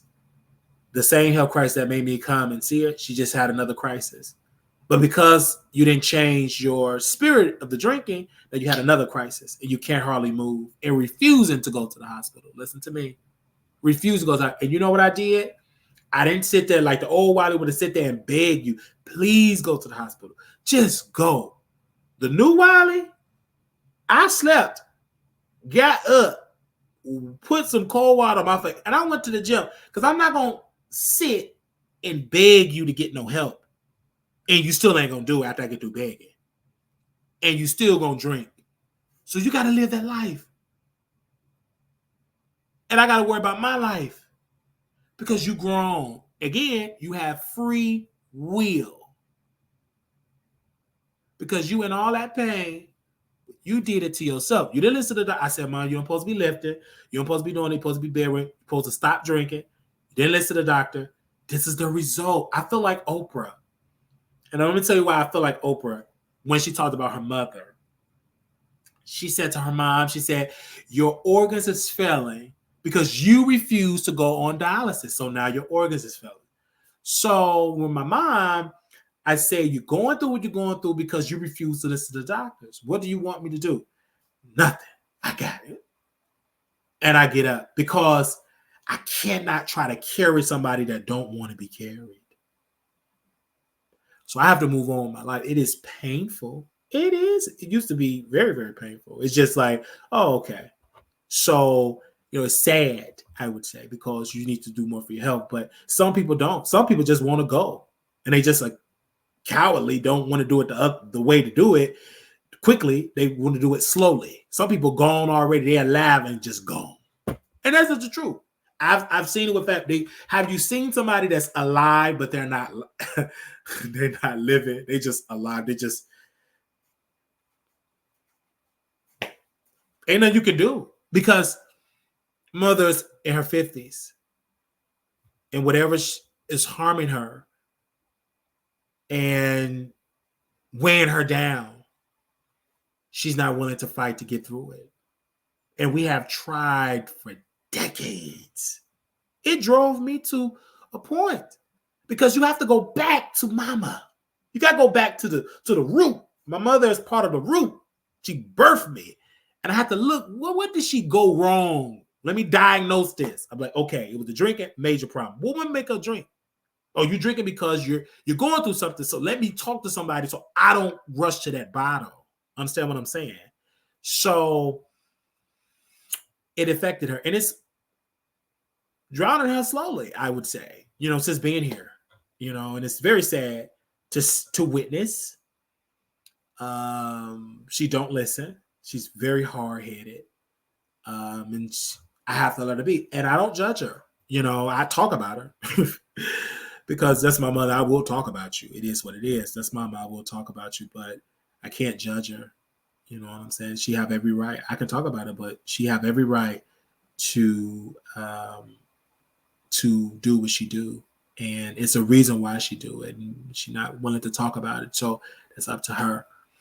I know the difference between a mother that's intoxicated and a sober. I know I don't even have to see my mother. I get to hear her voice when she's intoxicated and when she's sober. There's two different personalities. And why do you think people have bipolar? Because you were raised with a person with bipolar. They had two different personalities. So it doesn't shock me that I had to go through it in my life. Only difference is I either do some positive things, positive lifestyle changes, or pick up the bottle. And I chose not to pick up the bottle. I chose to pick up a gym membership. I chose to go listen to my pastor and get inspired and listen to a great podcast, read a good book, but the bottle, because it's not good for you. So I see it. It's very sad. It's very sad for these months that I've been here to help with grandmother. Now she's in a nursing home, and suffering. My mother suffering. And it is sad. I tried. My members know this. I tried to rescue grandmother. I tried. Did I try, Paul? Yeah, we tried to rescue. Got the door slammed in my face to the rescue. Rescue mission was dead on arrival. It was DOA. Because we tried to get her some help, to get her clean. And I got resistance, so I had to pull back. And literally the spirit said, pull back. You ain't gonna better change it. You did it before. Look what happened. These people don't want your help. So just pull back and you just gonna see them suffer. And then you can do it back because you tried to do it. Them people, you're trying to correct something that for generations that they've been doing and you ain't gonna be able to stop it. That's why they're suffering. God just said, you ain't gonna be able to correct their karma. Nope. They got to go through this, and you ain't gonna be able to stop it. If you try it, you're gonna get hurt. So, and I see it, and I was in a nursing home getting my grandmother help, getting her change. And her power attorney said, don't do it no more. Who cares? Not who cares. Don't bother them if she needs to be changed. Don't bother those people. So I said, well, I can't go visit her because if I see that she's in her mess, I will bother them and hit that call light. So in order to keep my sanity and being a good Christian, I won't go because I will refuse to go and see somebody in they soil, in they urine and feces, and I can't say nothing to get them to, sorry, you won't see me doing it. See, y'all used to doing that, seeing somebody suffer, and say, no, I can't do that. I'm sorry. The new Wiley can't do it. I refuse to go see it. I'm not gonna go there and she's in her mess, she got food, and I don't say anything. I don't roll that way. And not I just don't roll that way. And then you call mama, tell him don't hit that call light. And it makes her drink. So, but she already drinks. I would say she drink more, right? Because you're already drunk. She drunker, if that makes sense. So I said to my mother, I sent the text, I just won't go see her. And that's sad because she gonna suffer. But I'm gonna tell the world what's going on. The world. These are evil, sick people. These are bishops. You can't beat them preaching. They preach to 3 people, 5 people. It ain't 50 people in there. And my mother boyfriend said, my mother boyfriend came in the room, woke me up out of my sleep. Boom, boom, boom. What happened? Why he getting mad at your mama? Saying da. I said, because he want grandma to go. Because he paying her back when he was on drugs, and when her husband didn't want him living there, he paying her back. Well, I know that happened. I said, yeah, you know him as a bishop. Go back to when he was on drugs. He wasn't always a bishop. He was a drug addict from Georgia, and grandma's new husband didn't care for him at all and refused him to come live there. And then grandma tried to have him to come live there, and my grandfather slapped her and told her he ain't living here. There's only one man in this house. I'd run you. I'm the husband. Your job is the kitchen and the bedroom. That was that era. And how did you know that, Wiley? How did you know that you want to live there? Who told you that? The bishop in the pulpit. Any more questions that you have to tell me or ask me? He said it in the pulpit. How did he get that up my neck? How I'm talking now, how my bishop will talk now, he'll talk in the pulpit and tell you all his business. So it does not, and I'm glad he told me so I'm not stupid to what's going on here. Yeah, my grandma, it is painful, but she set it up that way. So let me tell you how dirty my grandmother is. And I say it with love. She'll be in pain and suffering and want to get change. But when her son comes, she a different person. Oh, he shouldn't have called them. They busy and all that type of, my grandmother type of way. She will throw you under the bus for her favorite child. She play those games. And now, grandma, and I told her, I said, you played them games so much, and now you going to suffer. Because the main one you made as your favorite child dumped you in here and prevented anybody that want to get you out of here. That's your favorite. You know why you're suffering before you die? Because you put your favorite child in there. You're suffering.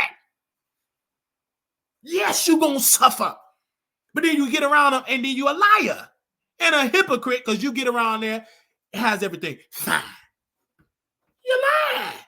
That's why you suffer. I thought you don't lie. I thought you was saved. You playing game. That's why you suffering. When you get around him, I got to share this story because I couldn't believe it. Oh, she was going through a health crisis. Oh, they got a cold blue. I'm rushing to that nursery. Getting the Ubers and lift. Getting there. Didn't even do the lift and save. It's an urgency. There. Oh, she looking say I ain't really talking. So when my uncle got up and two of the church members leave. You know what my grandmother told me? I'm hungry.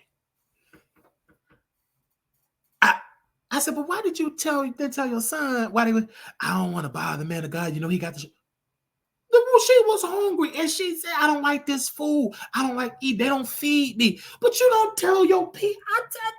What? I couldn't believe it. And we fed her. And the sister, shout out to the sister that was there. She knew it was slop. But to go tell the highest, y'all know it's slop.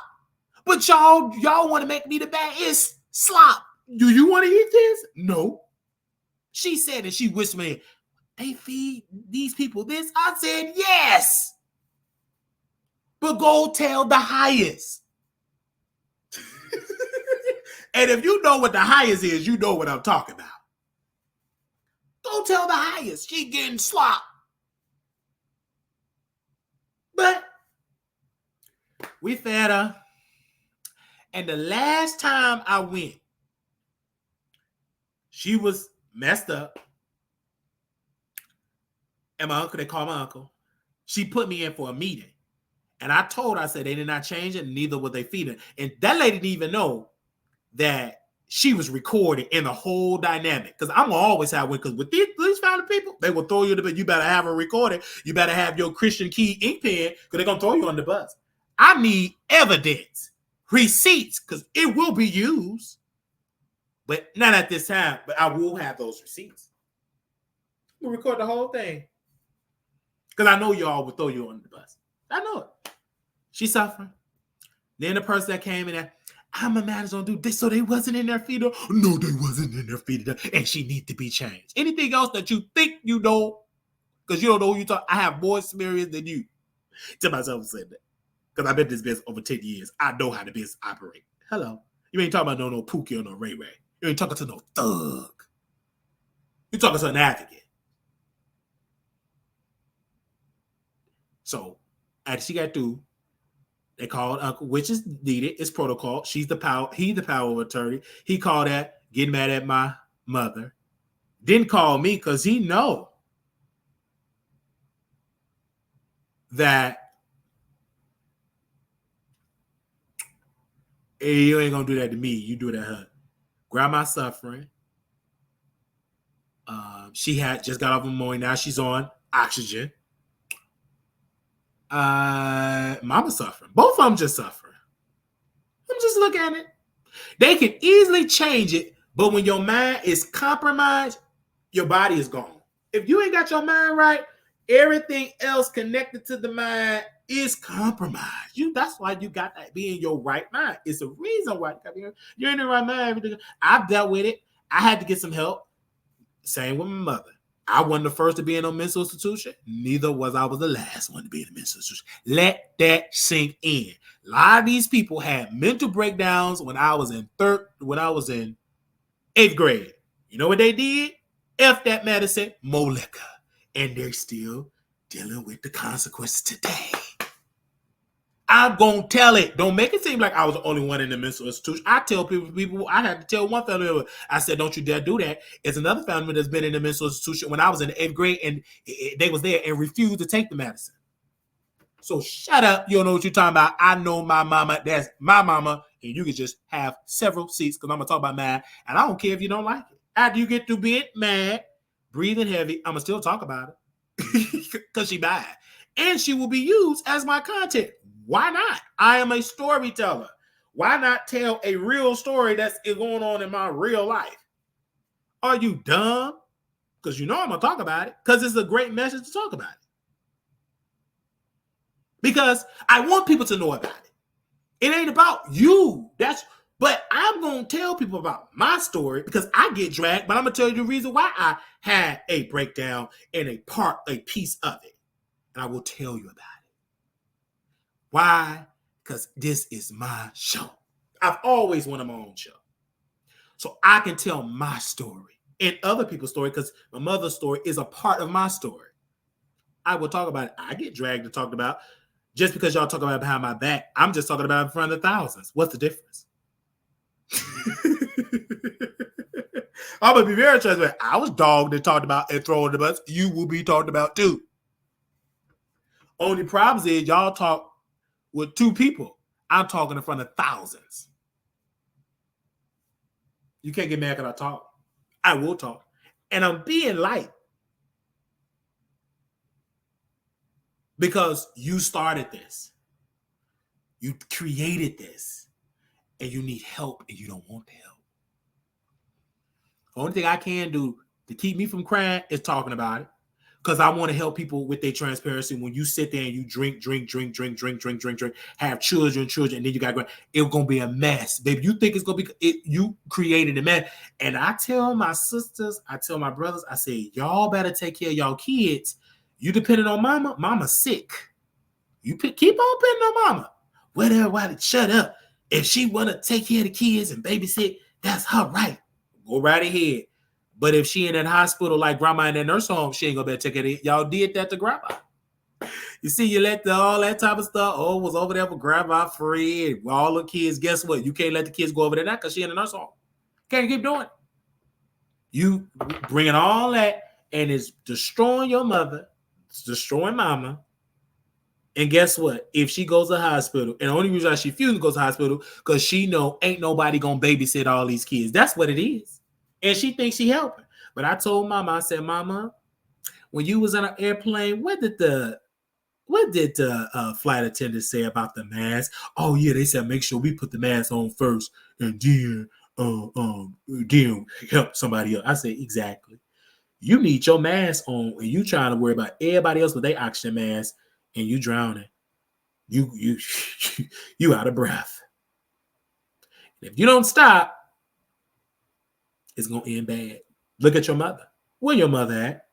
In the nursing home. Where you think you're gonna go if your health fail?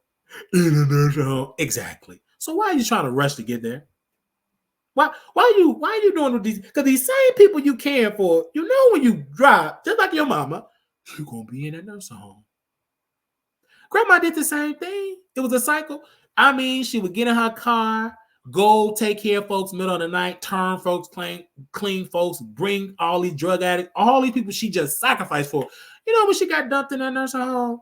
The same people she did all that stuff for, and they got houses, helped them get it and help, they all said no. And they stopped come visit her. And you know what my grandma, she told me, she said, oh, they stopped. I knew they was going to stop because they got their own life. They don't care. And it's sadly, you ain't, it ain't hit you. And it may not never hit you. It's just sad. When folks show you who you are, believe them the first time, baby, Maya Angelou said that, and she wasn't no bishop. She was just a poet. But it was true. But y'all did it. And the same one you dragged, threw under the bus, took to court, that's the same one still advocating for you like he was advocating the first time. Still advocating. The first will be last. The last will be first. Same one you dragged and threw under the bus, the same one coming to see you. And you still threw that man in the bus. And my heart's still there. But now I got to pull it back because I love you. I'm still going to talk about you. My uncle, I love him dearly. My grandmother was dealing with a health crisis. Well, he said it was health. She was just hungry. Hungry, need to be changed. So they leave. Oh, but when I get into the room, I'm rushing with urgency. Oh, yeah. Marquise, I want to know, did you talk to brother such and such? Now, this brother such and such with the Crushers left the church, fled, and went to Houston, because he was mistreated at my uncle's church. So instead of my uncle say, hey, man, how you doing? Let's talk about the care. The first thing he had, did you talk to such and such? And you in Texas, did you talk to? Just because I said I stay in Texas, don't mean that we in the same city. Texas is a big state. He in Houston, I'm in that. And even if we did talk, why would I tell you? You ain't my pastor. You took me to court. Remember that? So why you asking me about brother such and such? Why you want to be that mess in front of these people? I said, no, I'm worried about grandma care. I ain't worried about that. I'm going to just stop. Just stop it. Your members have left because of your messy, backstabbing ways. And that's why you only got 5 members left. One of them sick. You don't have no minister. You demoted him. You only got 5 members. And you can keep telling people I'm the reason why they left. No. People woke up to your sickness. And it would just so happen that it took a cockeyed young man to have the courage to expose and uncover the evil. Many people said I was wrong to do it, but many people are now thanking me. Man, thank you. I didn't understand it then, Brother Wiley. I understand it now. It was a cult. Grandma in a cult, she's suffering. And you a cult leader. Tell you what it is. And you just a bishop highest, cult leader, bishop highest. And you sick and evil. Because while grandma in that nursing home suffering, you still taking money out of her Social Security check to give it to the church. That's wrong. Yeah, I'm going to tell the world it's wrong. How she paying an offering? She ain't been in church almost 3 years. And you still taking the money out of her account for a church? But grandma, you want to go through that and you suffering. You want to go through that. And I'm going to talk about it because I want people to understand the sickness and the evil with these so-called church people. They ain't Christians. They just go to church. Like how people go to the club. They sick. So sick to the point they so sick and still won't get help in a nursing home. You're sick. My uncle is waking up because you don't have a successful church, a successful ministry. 5 people, that's not a success, baby. You could just do that in the backyard. Go on and do that in an Airbnb. Because you only got 5 people. Hey, it's because of Marquise, he destroyed the ministry. I didn't destroy the ministry. Just because I told the truth, y'all covering up assault, molestation, covered up, and I exposed it. Because you thought you was going to destroy me. You didn't think I was going to become with a lot of influence. So what that you got those security cameras? We never was going to show up to that church anyway. So what? I can't stop that my followers went there. Oh, man, there's only 5 people here. I can't stop these people from going to that. I can't stop. They went and didn't become no member because you can't wear pants. You can't be married twice. You can't do this. You can't go to the movies. You can't wear makeup, but you can be messy. You can assault women and cover it up. You can impregnate. I could just go on and on and on and on and on. And that's why my uncle can't stand my guts. Because I told the truth about him. You covered up our word. Somebody got our word. You covered it up and told the woman, don't press no charges because she's the mama and who gonna take care of kid. But she infected her son, took her son innocence. He got her pregnant and the mama wanted her to go to jail. And you covered it up. You are accessory to statutory our word. You're an accessory to that. And I called it out. You an accessory to it, brother. You covered that up and wanted me to come in with the lie.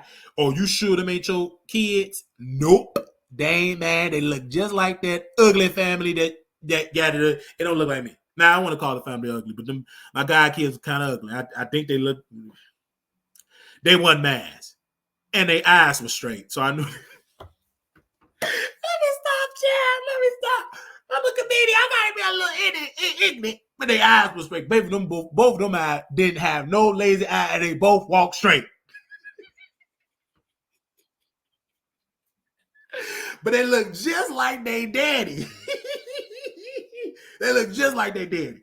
But he wanted me to say, because they put out the rumor, them Marquise kids. It ain't man. Them ain't my kids. And I'm ignorant. I'm very ignorant. I didn't come in her, because I didn't. I came, but it went in her. But they put it on me to say, it was like, no. And it wasn't right. Because she had no business giving that teenager, that yoni. That was illegal. And that son, that boy mother, wanted to press charges. And Bishop, he said, what about her kids? So you cover that up. I will always talk about that. So he the father. He was 14 years old. 14 or 15 years old. And she was almost in her 30s. Got her pregnant. And that is statutory R word. And the mama of the 14, 15-year-old boy went to my uncle, the bishop, and said, I want her to go to jail. And my uncle said, no, can't do that because what about her children? And talked the lady out, and the lady left the church and never been back. And people said, well, what happened? And I told the world what happened. Let me tell you. Why we keep it out a secret? You covered it up. And it was a lady that I recorded, and I don't regret it. And she's gone, Mother Price gone, and she spilled the tea. And she was talking about how messy my uncle was back when I was maybe a baby or 1, 2 years old. She said the same story. She said the same thing over and over. She said the same in their era. Yep. And that was the end of our relationship. I had to uncover it to save that next generation. You don't need no young people to infect their nine.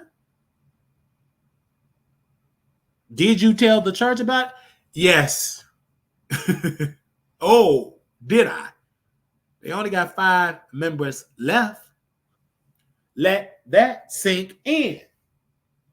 Used to be way more members. It's only 5 left. 1, 2, 3, 4, 5. Let me drink some more water. Baby, you could put all of them in your basement, in your bedroom, in your children's room. One of them used to be 6. She passed away, dropped dead in the bathroom.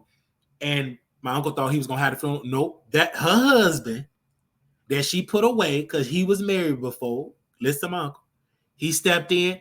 Her funeral ain't going to be at that church, and neither would you preach it. And she passed. Left her husband, dropped dead in the restroom. Left her husband because my uncle teacher, if you're married before, leave your husband. Go back to your government. Go back to your name before you were married, your maiden name. Yeah. I had to go. So I used to be 6. Now it's 5. And everybody that left, and those people, those 5, that's there, all got children. We all grew up together. We all the same age. None of them come back to visit. Why? Because it's very old. I used to call it teaching the gospel, but a lot of that is man-made idealism. And it's sad. In my mother's generation, and she was affected by church hurt. Some things happened to her. And she said, well, I don't do it. But you're doing it. What way you chose? You chose the bottom. At least the way I chose is helping me to become an international superstar. Yeah, you're talking about what happened to you behind the scenes with the bottle. I'm using it towards content and becoming an international superstar. And as becoming a content creator, right? Why not use this spilled milk and turn it into ice cream? Why not? It's mine. I know all the characters. What I'm gonna talk about? All of them watch it. They all watch. And they know we can't say nothing to him. Because if we try to drag him publicly, he ain't gonna do nothing but go live and get more viewership. I already know. Ain't nothing you can say. But what can you do? Nothing. Because I had to say it. And I'm glad that I'm saying it. And I'm doing it respectfully because the old Wiley was very ignorant. This is why I know it's a shift and a change. This is why I know I have a testimony. Because the old Wiley was very ignorant back in 2015-16 when the first season 1. I was very ignorant. This is like a new season, more mature, got a bigger platform, more mature. This ain't the season 1. Season 1? Oh, baby. Season 1, I was ignorant. But now, I'm more mature, but I'm still going to talk about it. And if you're day 1, I said the same thing over and over. Only different now added so these characters, they're getting sickly in nursing homes, drinking themselves to an early grave. And that's the sad part. Because you don't have to keep doing that. I don't do it. And I lead by example by going to the gym, drinking water, working out. But that don't even work. You know how people say lead by, yeah, you lead by example, but it's only benefit you and maybe to the children, because they call themselves working out, doing TikTok, want to be creators. To them, it's to help them. I want to correct it, to help them. But these grown adults, maybe they're gonna do them. They stuck in their way. But to the children, it's a great thing for them, and that's a big piece of what keeps me here. A lot to visit because they're girls, and they're gonna be women one day, and they need to know how to handle their emotions and not think that it's okay to just drink. You gotta talk through your issues. It's not good to drink and try to suppress it, because after you suppress it, that's a band-aid on an open infected wound. You gotta get the antibiotics, you gotta get the therapy, you gotta heal, you gotta get the rehab, you gotta cover so you can heal. But putting a band-aid, that's temporary. You got to get to the root of the issue, because they're only going temporary fix, and now that temporary fix not even work. Sometimes it ain't even working no more. So that's why I have to tell this story and preach this message to you, please. And to me, myself, I said, listen, gotta get some positive things in your life. You got to. And this podcast is very therapeutic to me because it's encouraged me to keep going. This show saved me from a lot of therapy because I don't have the money for therapy. So it saved me to talk about it and to lay it on the camera and to entertain, but to inform, to inspire. And I love my mother. I love my sister. I love my brothers. I love them all. And I pray that they be there and be more mature for their children. But trying to put your children on somebody else, that's wrong to do, especially when you put it on somebody else. You already did to grandma, she's in a nursing home. You're doing to mother, she's sick. Who else are you going to put it on? Somebody got to break that cycle. Somebody got to break that, because that's not healthy. It's like that's not healthy, and you're not helping. Many people have accused me of being selfish. I said, no, I'm self-full. Because I'm not going to try to carry your load when you don't even want to assist me with the load. You want me to just take it, and I'm not going to do it, baby, because they're your children. Somebody got to break that cycle. Because I've seen how it happen with mama, granny. I've seen that happen. I said, no. You get up and take your kids to school. You get up and feed your kid. You get up and buy your kids clothes. You do that. I'm not getting up, taking nobody up to school, and you in the room healthy and sleeping. You got to do partying and smoking, partying, and you want me to take your? No, they won't go, because that's not my job and my responsibility. Because you won't know. I want to train. I tell them, I want to train you, because you're not going to always have mama.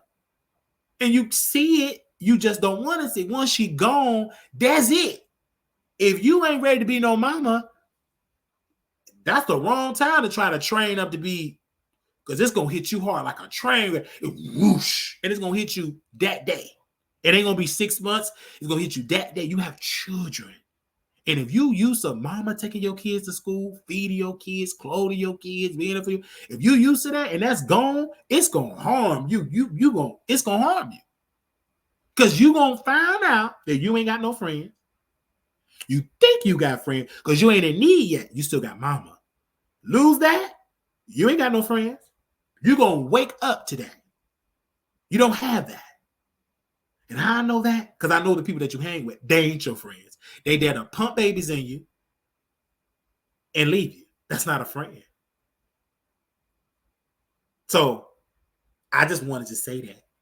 I had one friend that helped me get, and he was a true friend. He's still living. True friend. But many people don't have that. And my sister said, I got plenty of friends. No, you don't. You think you got plenty of friends. You don't have no plenty of friends. No. And this is so sad for mama. Like, my mother just drove, like, I see it. I've seen it. I got a front row seat, because usually I used to call, hey, mama, hey, good, I'm fine, blessed. And then I started calling at night, weird talking. I said, let me go see. And it was a disaster. It was a disaster. When I have to come here, I'm not coming here for peaches and creams and green grass. It's a major crisis. And so this time, this is why I know how different, because I used to try to handle the crisis, right? But and I did it wrong. This time, I just have to witness it and try to collect the data and say, this is how you avoid a crisis, right? Instead of trying, it's because it's already happening. They're not going to they're not going to listen. Be there for the children, to be an advocate for them. And an advocate for my grandmother, that they didn't, my uncle, he didn't want that at all. So only one best is for the children. And I'm advocating for them by praying for them. That's all I could do, and living a great life, and being in a position for them, and continue to own the right path for them. Because it is sad, and I feel for my mother. I do. That's mama. But she did that to herself and still doing it. Don't feel good. Refuse to go to the hospital. That's bad. Because you don't want to go, because you know I'm not going to sit and do all that babysitting, because I'm going to tell these entities, babysit your own children.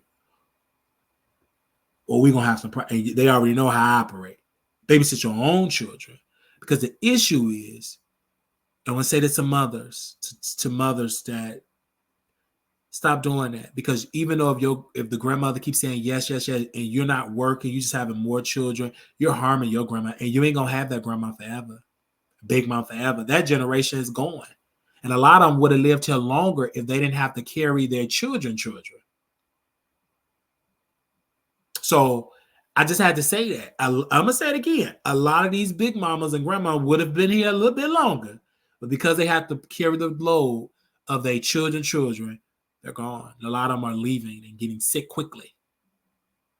And because they're trying to take care of their children, and then the children is having more children, and it's too much. It's hard. You can't hardly do that. My grandmother she did it all the way up till she had a stroke.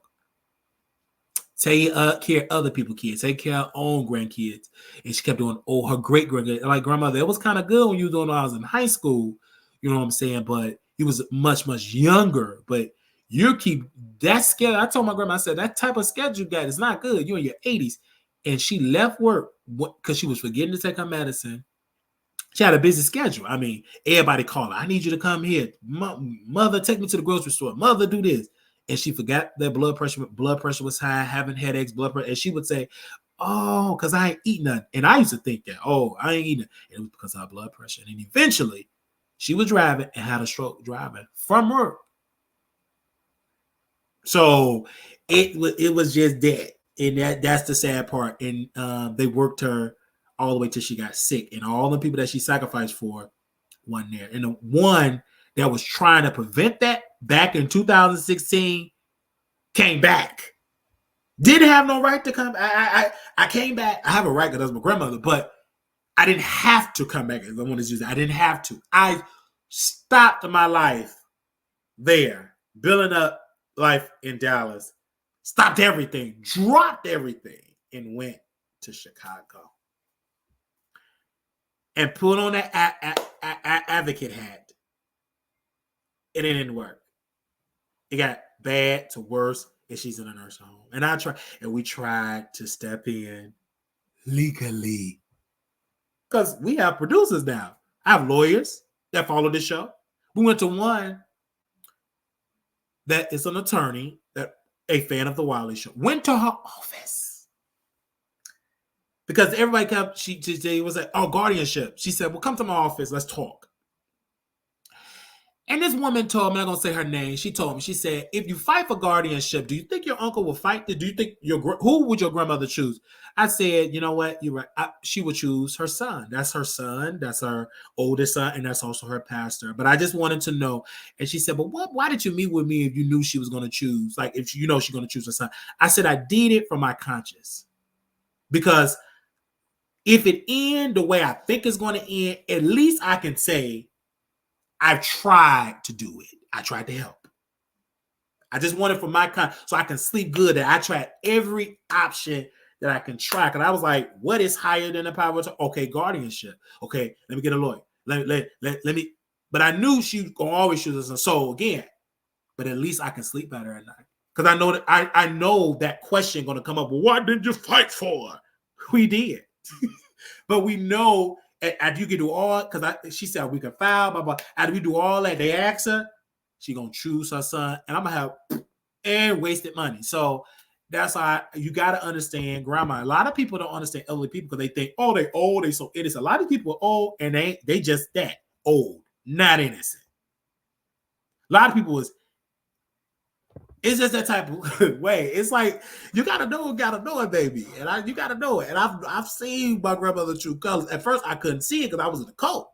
You know, we were good because I was in a cult with her, believing her idealism. I saw a piece of with the LGBT stuff, and I saw how evil she could just spew out her mouth, how she spoke death and said, quote, "You're gonna die horrible." That was her words. She said that to me in her home that's remodeled and owned by Mexicans now because they sold her home. She said in the bathroom. And she said, you know what, Marquise? If you don't change your lifestyle, you're going to die horrible. Now, what kind of stuff did you tell your child? You don't say stuff like, but she said it. And many people, oh, that's how she was taught. Oh, basha-ta-ta. Okay. Now, who's in the nursing home suffering? Tormented. Not getting change. And then the person that you say need to change their lifestyle, that's the one with the gloves on, making sure you change. Be careful while you talk about people. And then the one you think is so holy and sanctified and Holy Ghost filled is neglecting you. Let that sink in here. It's not about what you claim you have. It's about your actions, your character. A lot of folks can preach good, but as you live in what you preach, if you live by your teachings, if you're an example of you walking through that, or you just spewing words. A lot of people just spewing words, spitting, stinking up the microphone. They ain't living by that. Because soon when you see somebody in need, you lie and say, I don't have the space to take it. That's a lie. You didn't lie. Did you just train us say don't lie? Why would you tell the people you don't have the space? You got a whole empty room. Do you think I don't know the square footage of your property? You don't know that I know that you have a living room? You have an empty bedroom? Are you going to sit here and lie to the public? Well, you can sit there and lie. I'm going to talk about a show. That's a lie. They lie. They got space. They don't want to do it. And Poe, Grandma Poe, I'm going to say Poe. Oh, these people say they ain't got the space. Well, just got to be here. I never thought I'd be in a nursing home. Yeah. But I told my grandmother that you was going to be in. I told her that. I said, the way how you live in, setting it up, the same people you care about, they're going to dump you in the nursing home. She said, no, they ain't. They did exactly that. Because I know people. I know how people, they will use you up. They will take all your gas and fill up their car. And then when you out of gas, the excuses. I've seen it happen. And so that's just that. And I'm going to tell us because I'm sitting there just witnessing it. Like, ooh, wow. I wouldn't believe it. I had to see it, like to believe it, like really. I just had to witness, and there was a reason I'm witnessing it. Man, it's sad. It's sad. But I had to do what I had to do, man. I had to sit here. I tried. And one thing I know, when God say step back, you gotta step back, or you gonna get what they get. So you better stop. So I stepped back. And then I had to do all that crying and all that. Nope. Because you did what you're supposed to do. You came. You visit. You did that. Now step back. Let these people suffer. They don't want your help. They don't want it.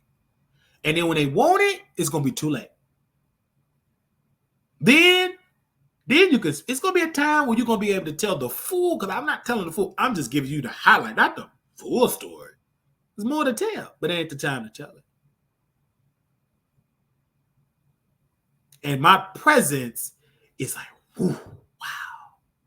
I have a show that people watch. They all watch. It's reaching people. They all on TikTok. You think you ain't see my TikTok? And I have people that I work close to that see my TikTok. Of course you seen it. And you're watching right now. Ain't nothing you can say. Yeah, you can say it on your Facebook to 2 people, 2 viewers. Yeah, go to your YouTube channel with three viewers. I'm gonna tell you because you're wrong. You know you're wrong.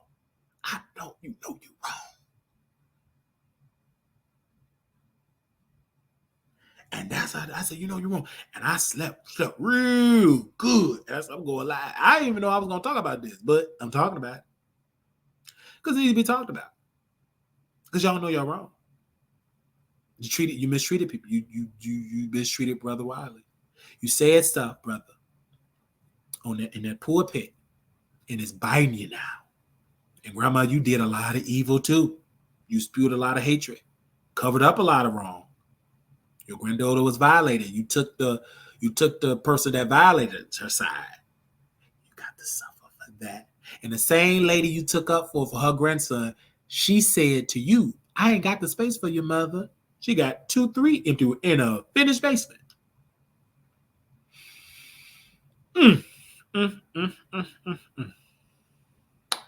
Yikes. And this is why these people don't, when they see me, they know I come in with authority. But when they see me come in, I come in with authority. And they keep saying, let it go. I'm letting it go by talking about it. I'm going to keep talking about it because it's great things to talk about. Many people is still preaching that women should not be pastors or preachers, but they're still talking about it. Go tell them to let it go and watch they rebuke you and call the cops and kick you out. So if you ain't telling these pastors to do that, please don't tell me to stop talking about a situation that I'm currently going through, because I will, even if you do tell me, I'm going to still talk about it. Because it's great. It's a great conversation. People still preaching and teaching the word, and that book was written thousands upon thousands of years ago. And we still talking about that, many of those biblical stories. Are we going to those preachers telling let it go? You understand what I'm saying? So that's why I had to tell this, because it's very important to tell.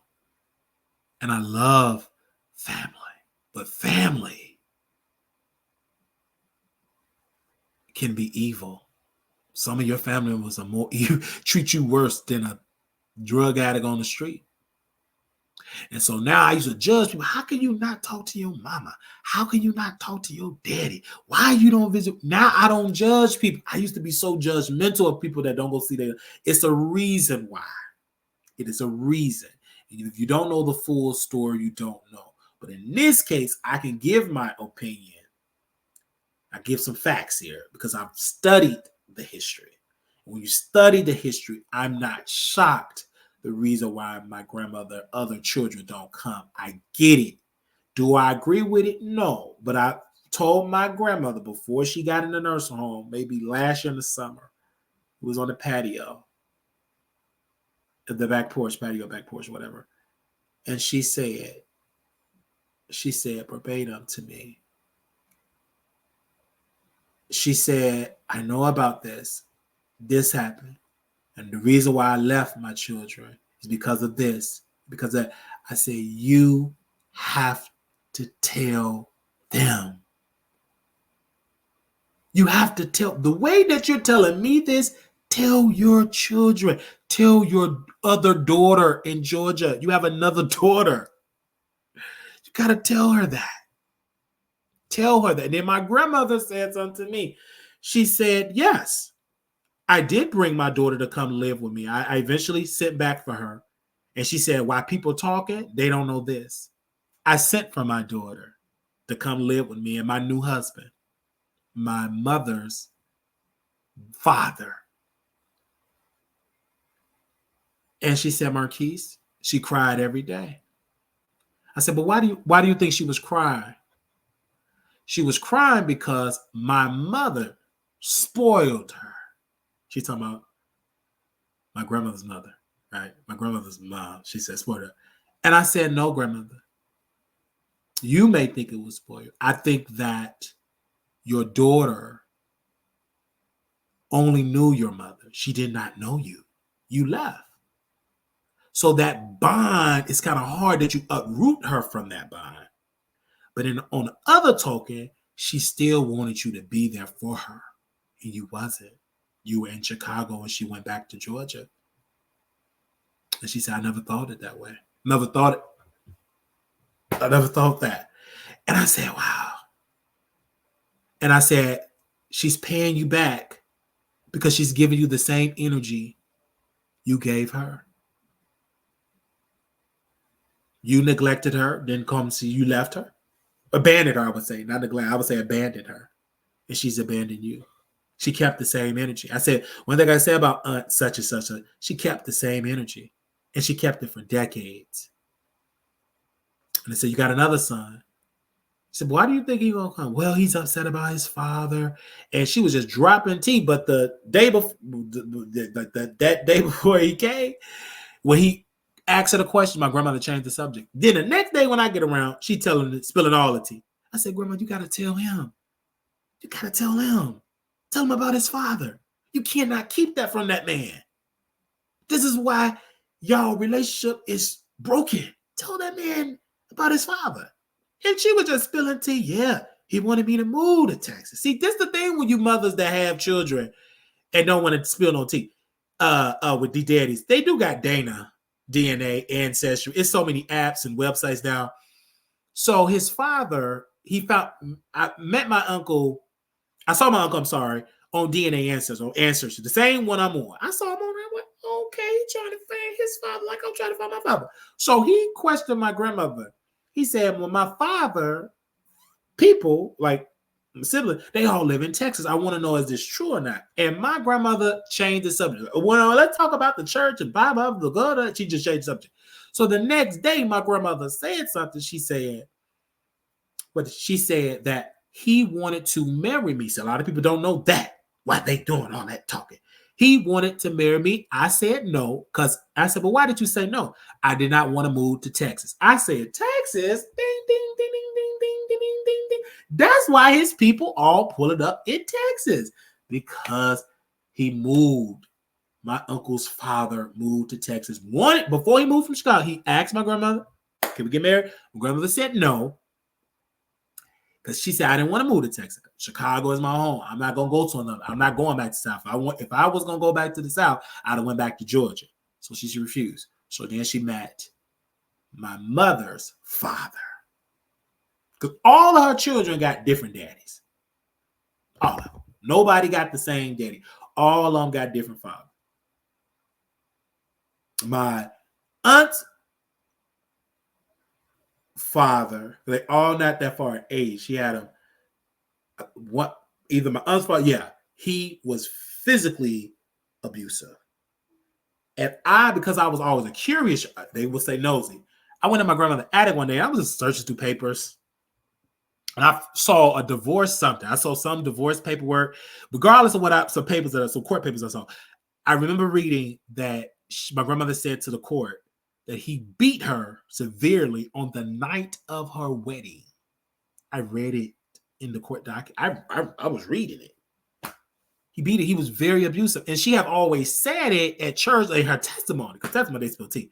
But I read it in the court document. I said, wow. And she said the reason why she had to leave Chicago, because she didn't want to tell her father, because she knew how crazy her father was. He would have harmed the dude, deleted him, took him out.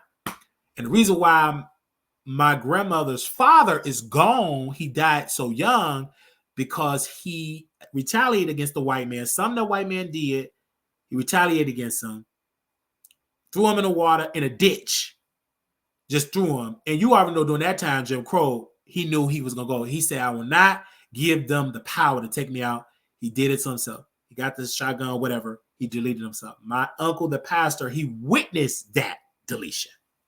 That's how deep it goes. He witnessed it. So, I just feel like, because they were raised by my uncle, my two uncles, they was raised by their grandparents. Well, and also my aunt. Those three, my grandmother, the first three children, was raised by her parents. And then once the grandfather, he left, got deleted. He deleted himself.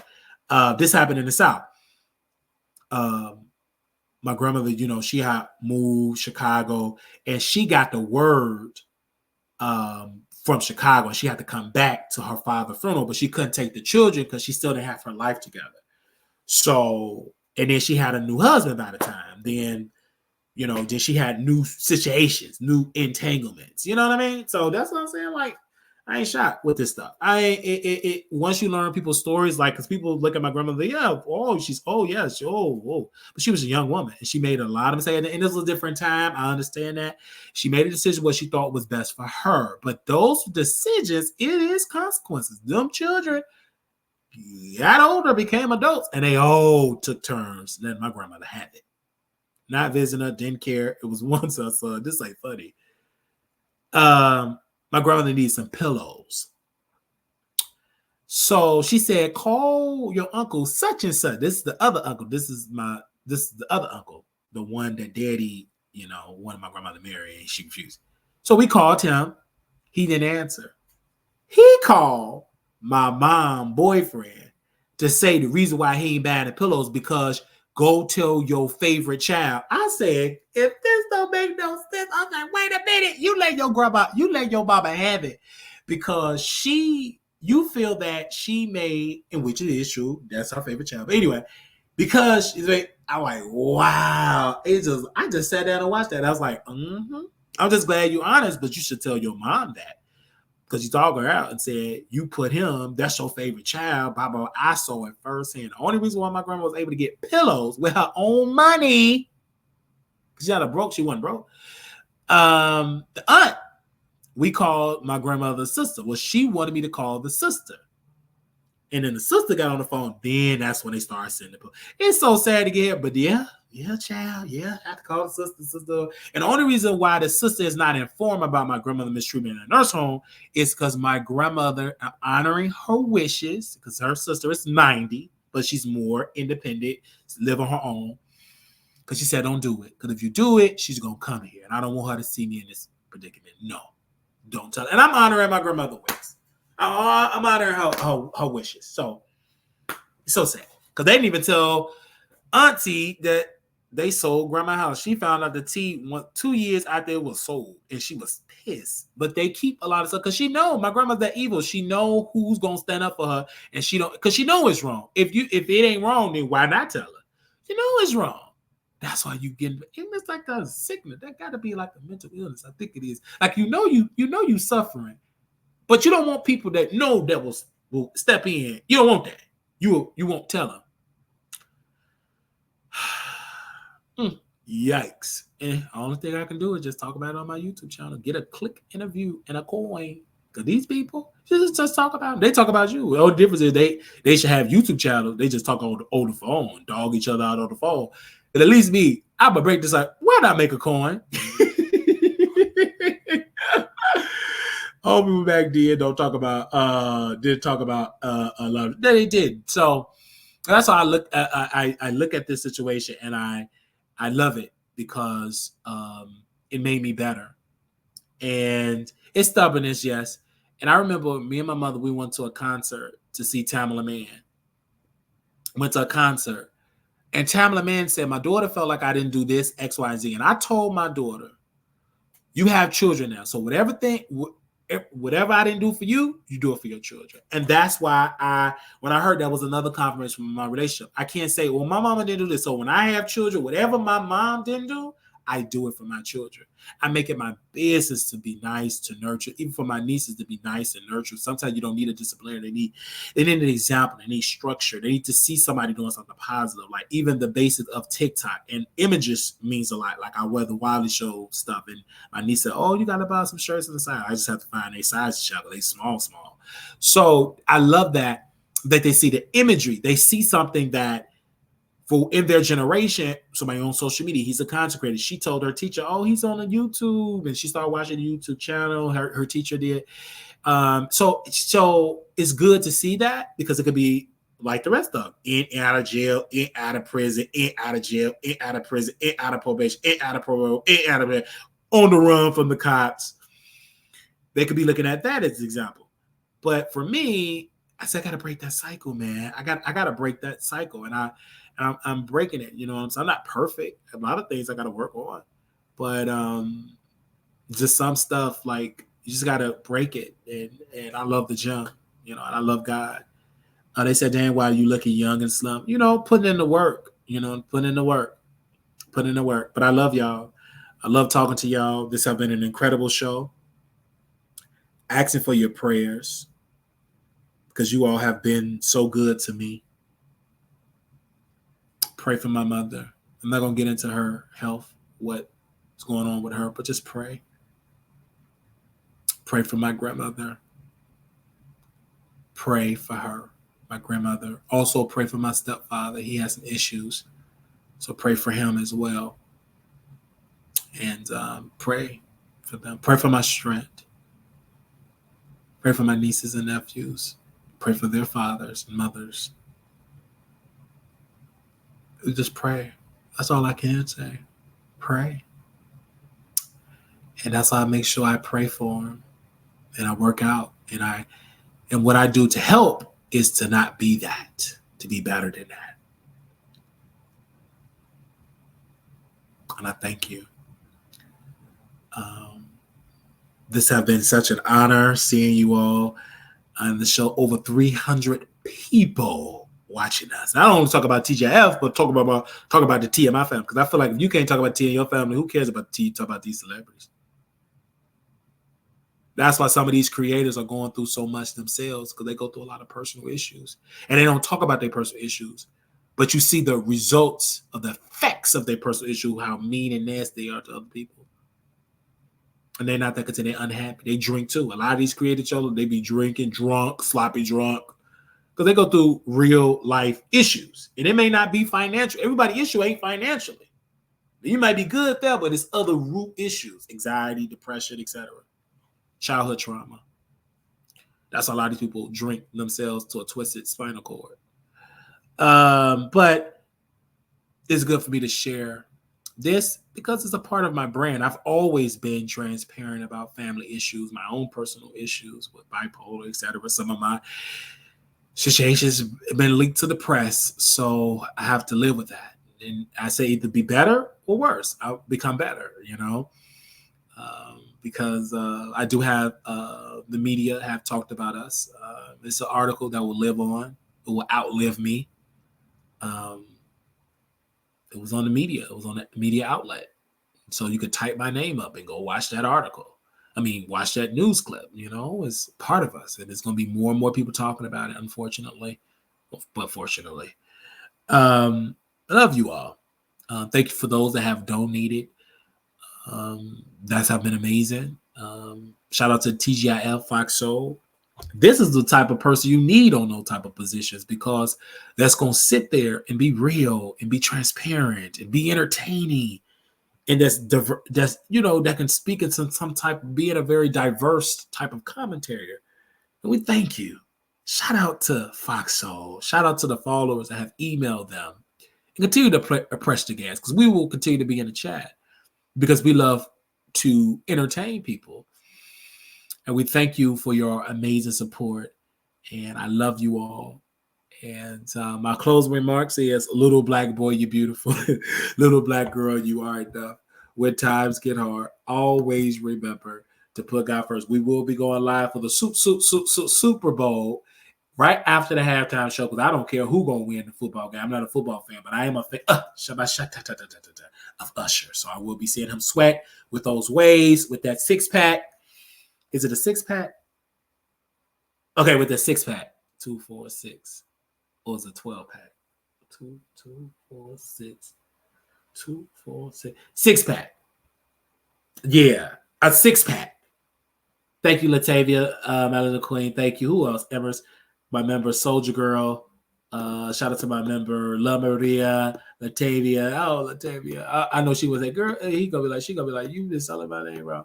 Member, shout out True. Who else? I don't think True a member no more. All right. Shout out to the members. We got to do some members only. Don't worry. I got you. I got you. I got you.